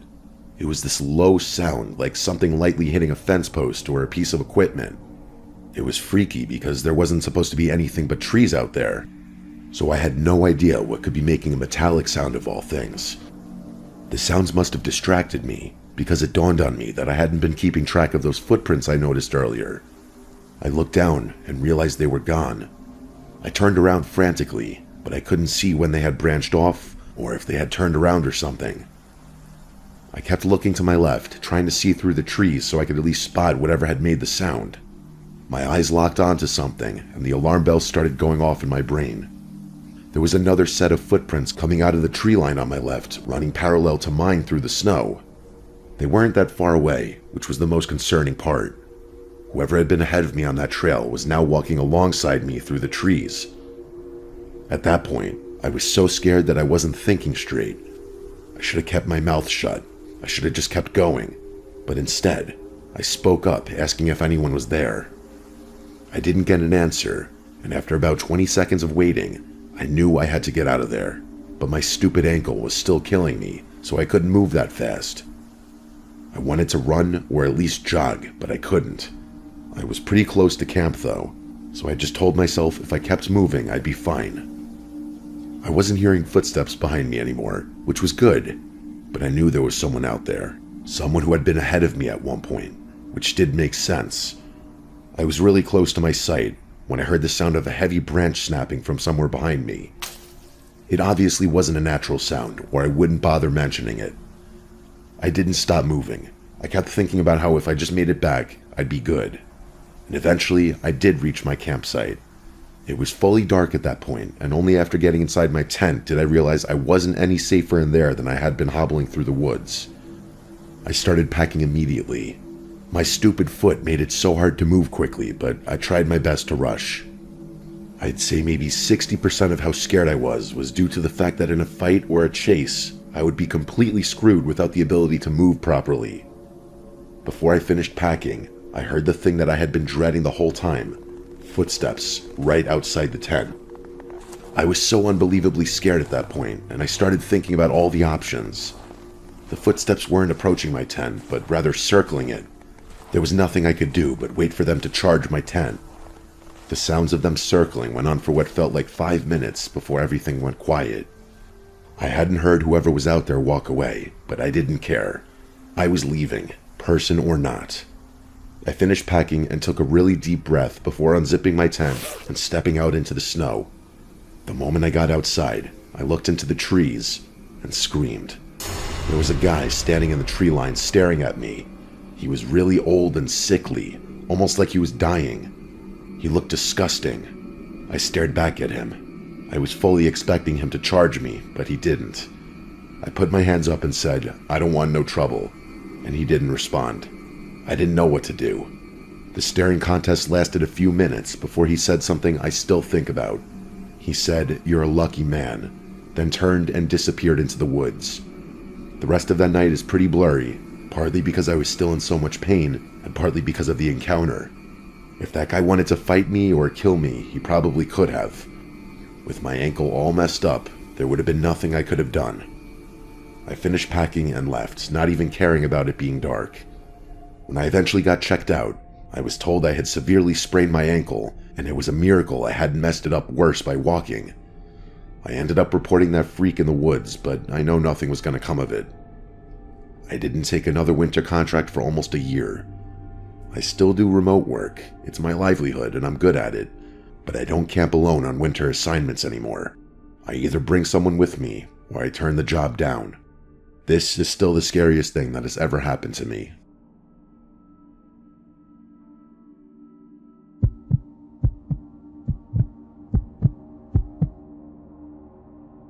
I've lived in Alaska most of my life. My family moved to Fairbanks when I was 6, and I never really left. I spent my summers working fish camps as a teenager, started guiding professionally in my early 20s, and that's basically been my life ever since. I'm 29 now. I work seasonally as a wilderness guide in northern Alaska, and I've been doing it long enough that I don't really get rattled much out there. I don't get lost, or I guess I should say I didn't think I could get lost, because what happened 3 years ago kind of forced me to reconsider that. My boyfriend at the time was Randy. He grew up in rural British Columbia and was basically the male version of me when it came to the outdoors. Actually, that's not really fair to him because he was probably more experienced than me in certain areas, like winter navigation specifically. We'd been together about 4 years, and most of our relationship revolved around trips that would make normal couples absolutely miserable. Week-long hunts and backcountry camping where you actually have to plan or you'll die. That sounds dramatic, but it's literally true up here. The plan was to snowmobile between 2 state-registered cabins about 60 miles apart. We'd spend a night at each and be back home in 4 days. We'd done the exact trip twice before, and it was always fine. The weather forecast looked good when we left, so we weren't worried at all. The first day was completely uneventful. We got to the second cabin by late afternoon, ate these freeze-dried meals that Randy swore tasted good but were honestly terrible, and then we played cards. It was a pretty relaxing evening. The next morning, I woke up and realized there was a genuine storm going on outside. It was basically a full-on blizzard that came out of nowhere, which was super surprising given the fact that there had been nothing indicating precipitation in the weather forecast. Randy and I decided to brave the storm, despite the fact that we had plenty of food and could have totally waited another day. We should have waited another day. I know that now. Things went south really quickly. The wind was almost worse than the snow. It was really hard to see much of anything, so Randy opted to take the lead. I was just following the path of his snowmobile, which was admittedly a lot easier than navigating the terrain in low visibility without anything in front of me, which is why I don't blame him for what happened. I don't really know how it happened, but 1 second Randy was just plodding along, and the next, his snowmobile was on top of him. I jumped off mine and ran over to him, but it was too late. His leg was bent in a way legs should not bend. Keep in mind, this was a guy who had once finished a 2-day trek on a sprained ankle and didn't even mention it until we were back at the truck. The first thing I tried was getting him on my snowmobile. That was the obvious move, just get him on the back and ride us both to the cabin. But Randy's 6'2" and probably 220 at the time, and those aren't like ATVs where you can just throw someone on the back and go. An Arctic cat in deep snow is already a lot of machine to handle by yourself. I got him up once, kind of half dragged him onto the seat behind me, and he lasted maybe 10 seconds before he slid off the side. The sound he made when he hit the ground is something I never want to hear again. I tried one more time, and it was worse. He couldn't grip with his legs at all, and every time the machine shifted even slightly, he'd start to go, and there was nothing I could do to hold him and steer at the same time. After the second attempt, he told me to stop, and the way he said it, he wasn't asking, he was telling me. That's when we both kind of accepted what the actual plan was going to have to be. I pulled out the satellite phone, and my hands were shaking so bad I almost dropped it. I actually managed to get a connection after a few tries, but I wasn't sure if my message about our coordinates and where we were got through. Relying on someone else to come save Randy was a terrible idea, and we both knew it. I knew what had to happen. I'd leave him sheltered with everything we had, then take my snowmobile and push for the nearest cabin to use the emergency radio. There wasn't really a discussion about it. Randy just looked at me, and I looked at him, and that was it. I got him set up with every extra layer we had and marked our coordinates on my GPS. He told me to be careful, and then he told me not to do anything stupid, and then I just left him there in the snow. I was navigating mostly by feel and GPS, but the circumstances seemed so dire that I was having trouble not freaking out. After about 45 minutes, things started feeling off, like landmarks weren't matching up and the terrain didn't look right. I kept telling myself it was the snow messing with my perception, but the feeling just got worse and worse, and then I saw smoke through the trees to my left. I angled toward it, thinking I somehow looped back to one of the cabins, but the structure didn't match either one. It was smaller and kind of ugly, honestly, with one side almost buried in a snowdrift. There was a faint glow from inside, and the smoke was coming from the chimney. At that point, I just realized smoke meant a person, and a person meant a radio, or at least a way to warm up enough to keep going. I killed the engine and trudged through the snow over to the door. I knocked a few times, expecting someone to come over and open the door, but no one did. So I tried the door handle and realized it was unlocked. I walked in and was kind of surprised to discover that it was really warm in there. It was definitely inhabited. There was a wood stove in the corner with a fire going and a bedroll on the floor. There was also a can of some kind of food on the floor with a spoon still in it. It honestly looked like whoever was living in there had walked out the door 5 minutes before I came in. I announced my presence, but no one answered, so I just stood there warming my hands and trying the satellite phone again. But I had no luck, which was pretty disheartening. Still though, I didn't want to go back into those treacherous conditions yet, but I had to. Randy's life was depending on it. As I was turning to leave, I noticed something sitting on the shelf on the back wall. I walked over to it and realized it was a pair of binoculars, along with a folded map and a notebook. I unfolded the map and realized it was a trail map of the area we'd been riding through. Sections of it were circled in marker, and I recognized some of them. 2 of them specifically. Both of the cabins we'd been staying at were circled, and there were dates written next to them in pencil. Some were from that winter, some were from the winter before that, and so on. I picked up the notebook and realized whoever it belonged to had been documenting people. There were descriptions of people, like what they were wearing, what direction they were headed, that sort of thing. I was instantly really unsettled. There was a good chance Randy and I were somewhere in that notebook, but I wasn't sticking around to check. I don't really know how to tell you what it felt like. It wasn't fear right away. It was more like every single thing in the cabin just sort of rearranged itself in my head. It didn't feel like a safe place anymore. I put everything down and went straight to the door, but before I could reach the door handle, I heard the loudest and scariest scream I've ever heard. It came from below me, under the floor. It was a woman, and they weren't saying anything, just screaming at the top of their lungs like they were getting stabbed. The shock made me literally jump, and I just ran for the door. I started my snowmobile as fast as I could and rode out of there without even looking back. I never got another glimpse of the cabin. I was a total mess after that, to the point where I don't really remember the rest of the journey. At some point, I made it to the real cabin and got through on the emergency radio. They had to dispatch a helicopter just to make it to Randy, and he was near death. Hypothermic for one, and his leg was in terrible shape, but he was alive and conscious. It was the worst few hours of my life, to the point where I have trouble even piecing together the sequence of events. Randy survived, but the experience was so traumatic that he swore off winter navigation forever, or at least as long as we were still together. I told as many people as I could about that cabin and that scream, and I was told they'd send someone out there as soon as the conditions were safe to do so, and you best believe I followed up on that. After a few days, they eventually told me they'd sent a small team out there, but they weren't able to find a structure matching my description and location. The guy I was speaking with actually had the audacity to suggest that I hallucinated the whole thing, and I flipped out on him. That was basically the end of the conversation. Randy and I broke up about a year after the incident, and it had nothing to do with any of this, but I still think about this all the time. There are really only 3 ways to explain what happened that day, and none of them are good. The first is that none of it was real, that I really did hallucinate everything, from the cabin right down to the scream. I was terrified and half frozen, and I just left my boyfriend to potentially die in the snow, and my brain constructed a detailed 10-minute experience inside a building that didn't exist. I can't fully rule that out.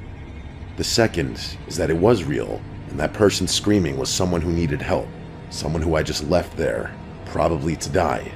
The troopers either couldn't find the place or didn't try hard enough, and whoever was under those floorboards, I don't even know what could have happened to them.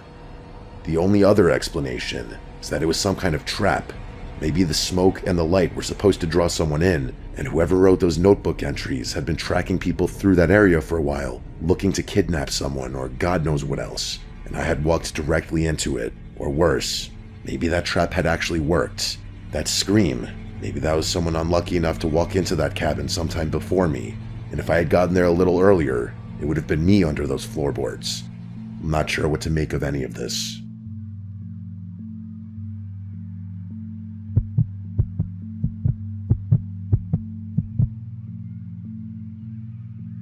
When I was a junior in high school, there was this girl I spent a lot of time thinking about. Her name was Sienna Rawlins. She had this alluring presence about her that's kind of hard to explain, but I'll try my best. She was really pretty, of course, but it was more than that. She had this mystique that I could never decipher, a mystique that you wouldn't typically associate with a generic pretty girl. She wasn't popular, and I got the impression that a lot of guys, girls too, were more intimidated by her than anything else. She wasn't warm and she didn't smile, and most people regarded her as weird. I didn't. I actually found her uniqueness kind of fascinating. Catching eyes with her would freeze me up, kind of like the way your body adjusts to a cold room or an unexpected gust of wind. She reminded me of snow, honestly, the way that a light snowfall can muffle everything around you, including your own thoughts. She had that quality, but it was like no one noticed but me. People just thought the way she kept to herself and never spoke was weird, but I was always dying to know what she was thinking. I read a lot of young adult fantasy novels around that time, so that probably had something to do with it. I wrote a lot around that time too. I actually named one of the characters in a story I was writing Sienna. You could say I was obsessed, but I also just liked that name. Anyway, I was walking up the stairs with my friend George one day, talking about that exact story, when he asked me what the characters' names were. So I told him, and of course, as soon as I mentioned the name Sienna, who turns the corner but the actual Sienna, walking with one of her friends? She flashed me a smirk, the closest thing to a smile you could get out of her, and she said, "Yeah, because you love me," or something along those lines. I was so embarrassed, and George started laughing, which made it even worse. She was already moving past me, clearly not interested in continuing the conversation, and my window was closing. I don't know what came over me, but right there on the spot, I asked her out. That actually got her to stop, and she gave me one of her famous icy stares. She didn't even have to speak. Her eyes communicated everything. How dare you even ask me that? But then she surprised me. She actually agreed and gave me her number. Then she said she'd text me and walked away, not even letting me respond. I was shocked, but that's how I ended up going on a hike with the girl I was obsessing over for months. The hike wasn't my idea, by the way. None of it was. She organized it all, and I got the impression that I had no choice but to go along with whatever she wanted, and I was fine with that. So fast forward to the weekend, and Sienna's driving us out to this trail she picked. I'd never been to it, and neither had anyone I knew. The drive was about 45 minutes, but it felt like 10 because I was so in my head. Sienna had her window down and was playing music from her phone, stuff I didn't recognize, which tracked. We pulled into this gravel lot at the base of the trail. There were maybe 2 other cars there. Sienna didn't even think twice. She just started walking and I followed. For the first 20 minutes or so, things were actually great. Sienna was more talkative than I'd ever seen her, which admittedly still wasn't that talkative, but for her it was a lot. She asked me about the story I was writing, which was kind of embarrassing, but I gave her a rough summary while not trying to sound like an idiot. The trail narrowed after a while and the trees got denser. We hadn't seen another person since the parking lot. At some point, the trail split into a fork. I asked Sienna which way, and she pointed left without hesitating. I asked her if she'd been here before, and she said no. I found that a little strange, especially considering how definitive she seemed to be about everything, but I didn't say anything. The left fork was noticeably less maintained. I started to get the feeling we were going the wrong way, but I wasn't going to question her. I must have been really in my head about that, because at one point, I realized I couldn't hear Sienna's footsteps behind me anymore. The trail had gotten so narrow that we were walking single file, and I had taken the lead since she had gestured me to go first. But when I turned around to check on her, she wasn't there. The trail behind me was empty. I yelled her name, but I didn't get a response. I was confused, so I started walking back the way we had come. I made it back to the fork, and she wasn't there either. I figured she had probably stopped to use the bathroom and didn't want me to notice, which was a reasonable enough explanation. But I looked around some more and realized there was no side trail for her to wander off on. She was just gone, so I decided to try the right fork. To my surprise, that side was even more overgrown, and the further I walked, the less it felt like a real trail. I kept calling her name like an idiot, but I didn't know what else to do. I couldn't imagine why she would have abandoned me, so I genuinely thought it was an honest mistake or something. At one point, I heard a branch snap somewhere off to my left, deeper in the trees, and then when I looked over, I saw movement. Something shifted behind one of the thicker trees. I instantly knew what was going on. It was Sienna messing with me. That would have been on brand for her, so I figured I'd turn the tables on her and surprise her before she could surprise me. I slowly walked over to the tree as quietly as I could, and at the last second, I jumped to the side to scare her. But as I was mid-yell, I realized it wasn't Sienna. It was a man. I was horrified, but it was too late. I was inches away from this tall, middle-aged looking man who didn't seem scared in the slightest. I instinctively took a few steps backward, and the guy just stared at me.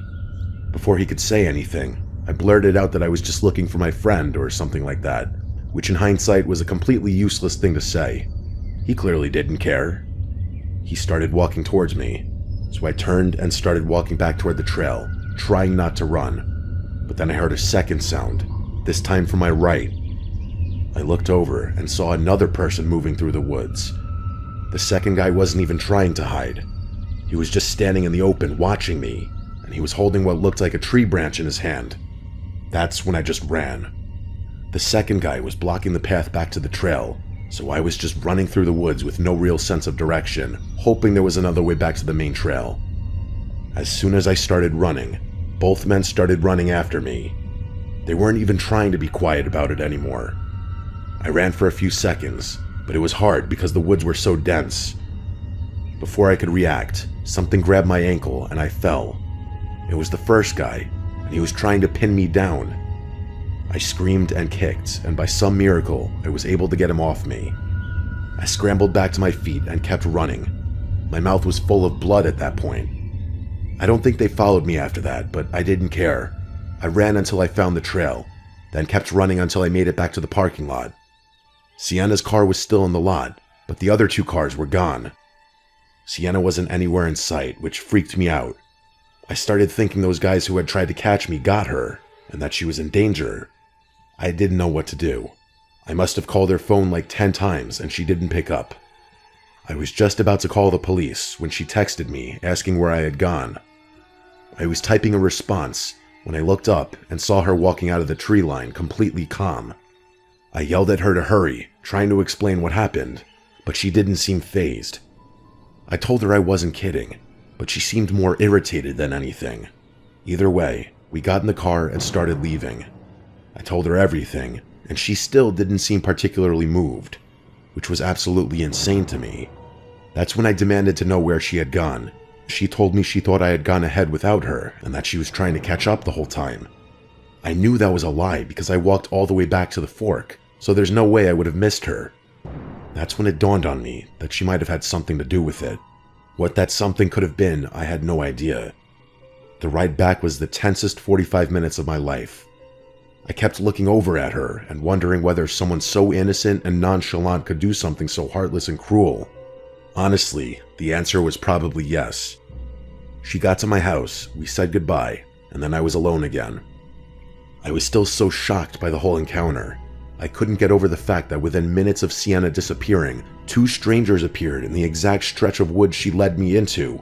The trail she picked, the fork she chose, and the position she put me in by letting me go first. It felt orchestrated. And then she just showed up after the whole thing without a scratch on her, asking me where I went. We didn't hang out a single time after that. I never asked her to, and if I wasn't reaching out to her, there was absolutely no chance she was going to reach out to me. I've told maybe 4 or 5 friends this story over the years, and the response is always the same. Sienna set me up. That she knew the trail and knew the people in the woods. I've considered that more times than I can count, but I just have no idea why anyone would do that. I have no idea where Sienna is now. She's not on social media, and I have no idea where she went to college.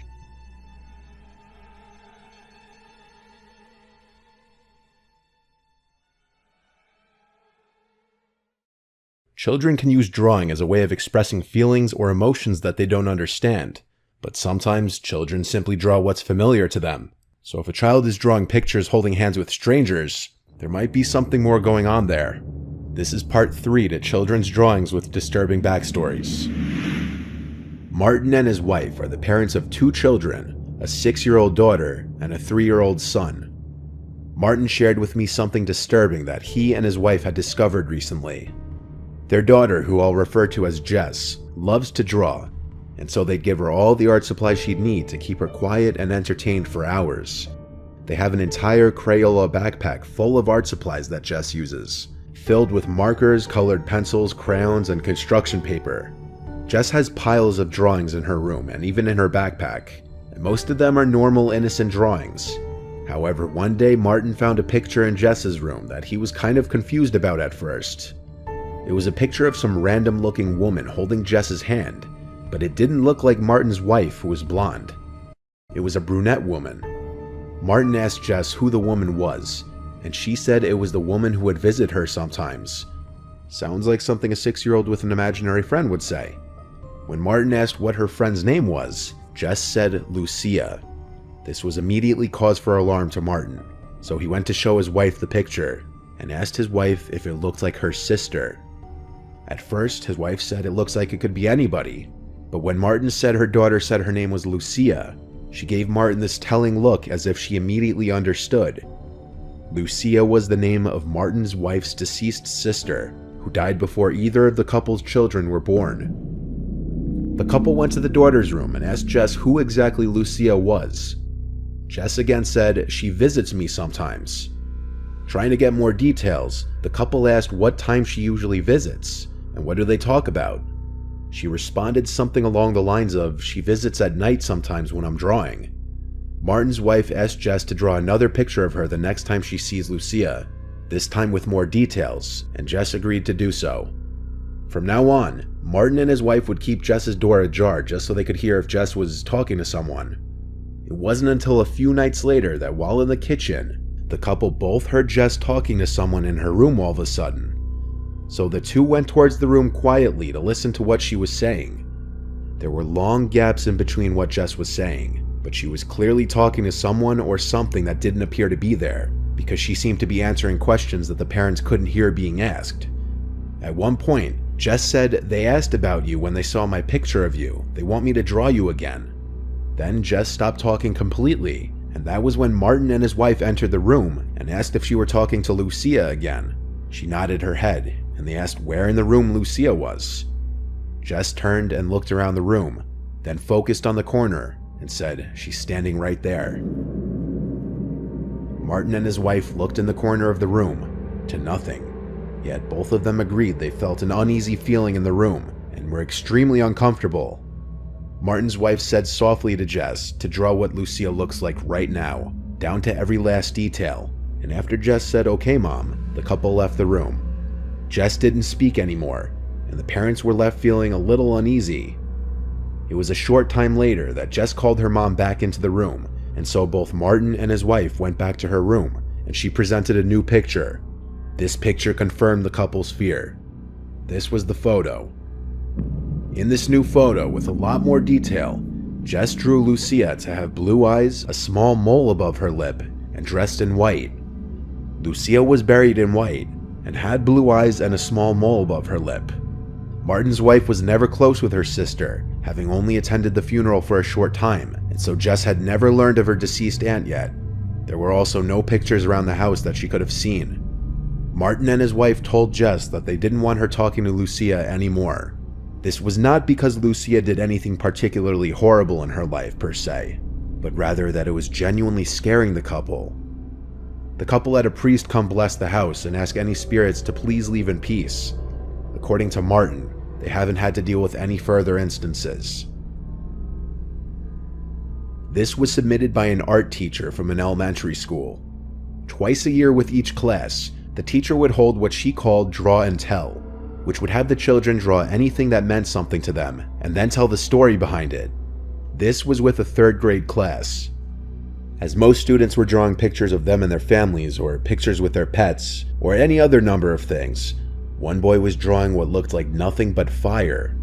The other kids at his table were noticeably glancing over and laughing at him as he did it, and as the art teacher noticed this, she went over to the boy and asked him why he was drawing fire. He's supposed to be drawing something that means something to him. The boy said, "I know, I'm not finished yet." So the teacher let the boy continue to do his thing. As the students were finishing up their drawings, the teacher came back to the boy and now noticed that the boy had added a house to the drawing.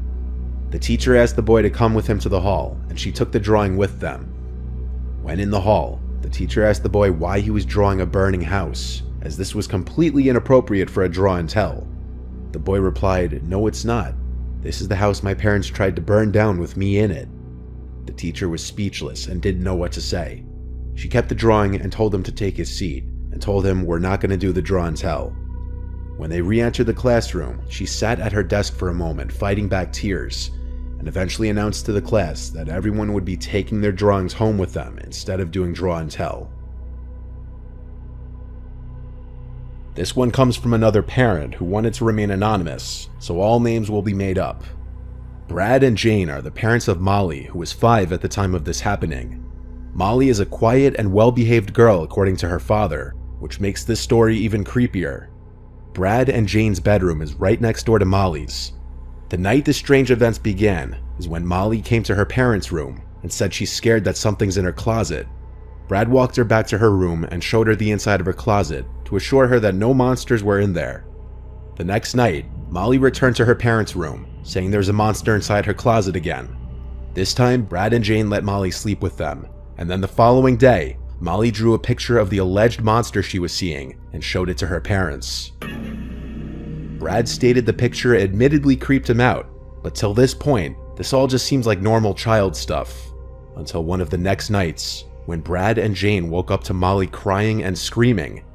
They ran to her room to see what was wrong, and she said, "I'm bleeding," as she had her shirt lifted up. On her back were what looked like 2 scratch marks. Molly claimed it was the monster. Brad tore the bedroom and the whole house upside down looking for anybody that could have done it. When the house proved to be empty, Brad and Jane had no choice but to assume Molly probably did it to herself somehow, either intentionally or accidentally. But as time went on, and the couple had time to think about it, the chain of events seemed too crazy to just be coincidental.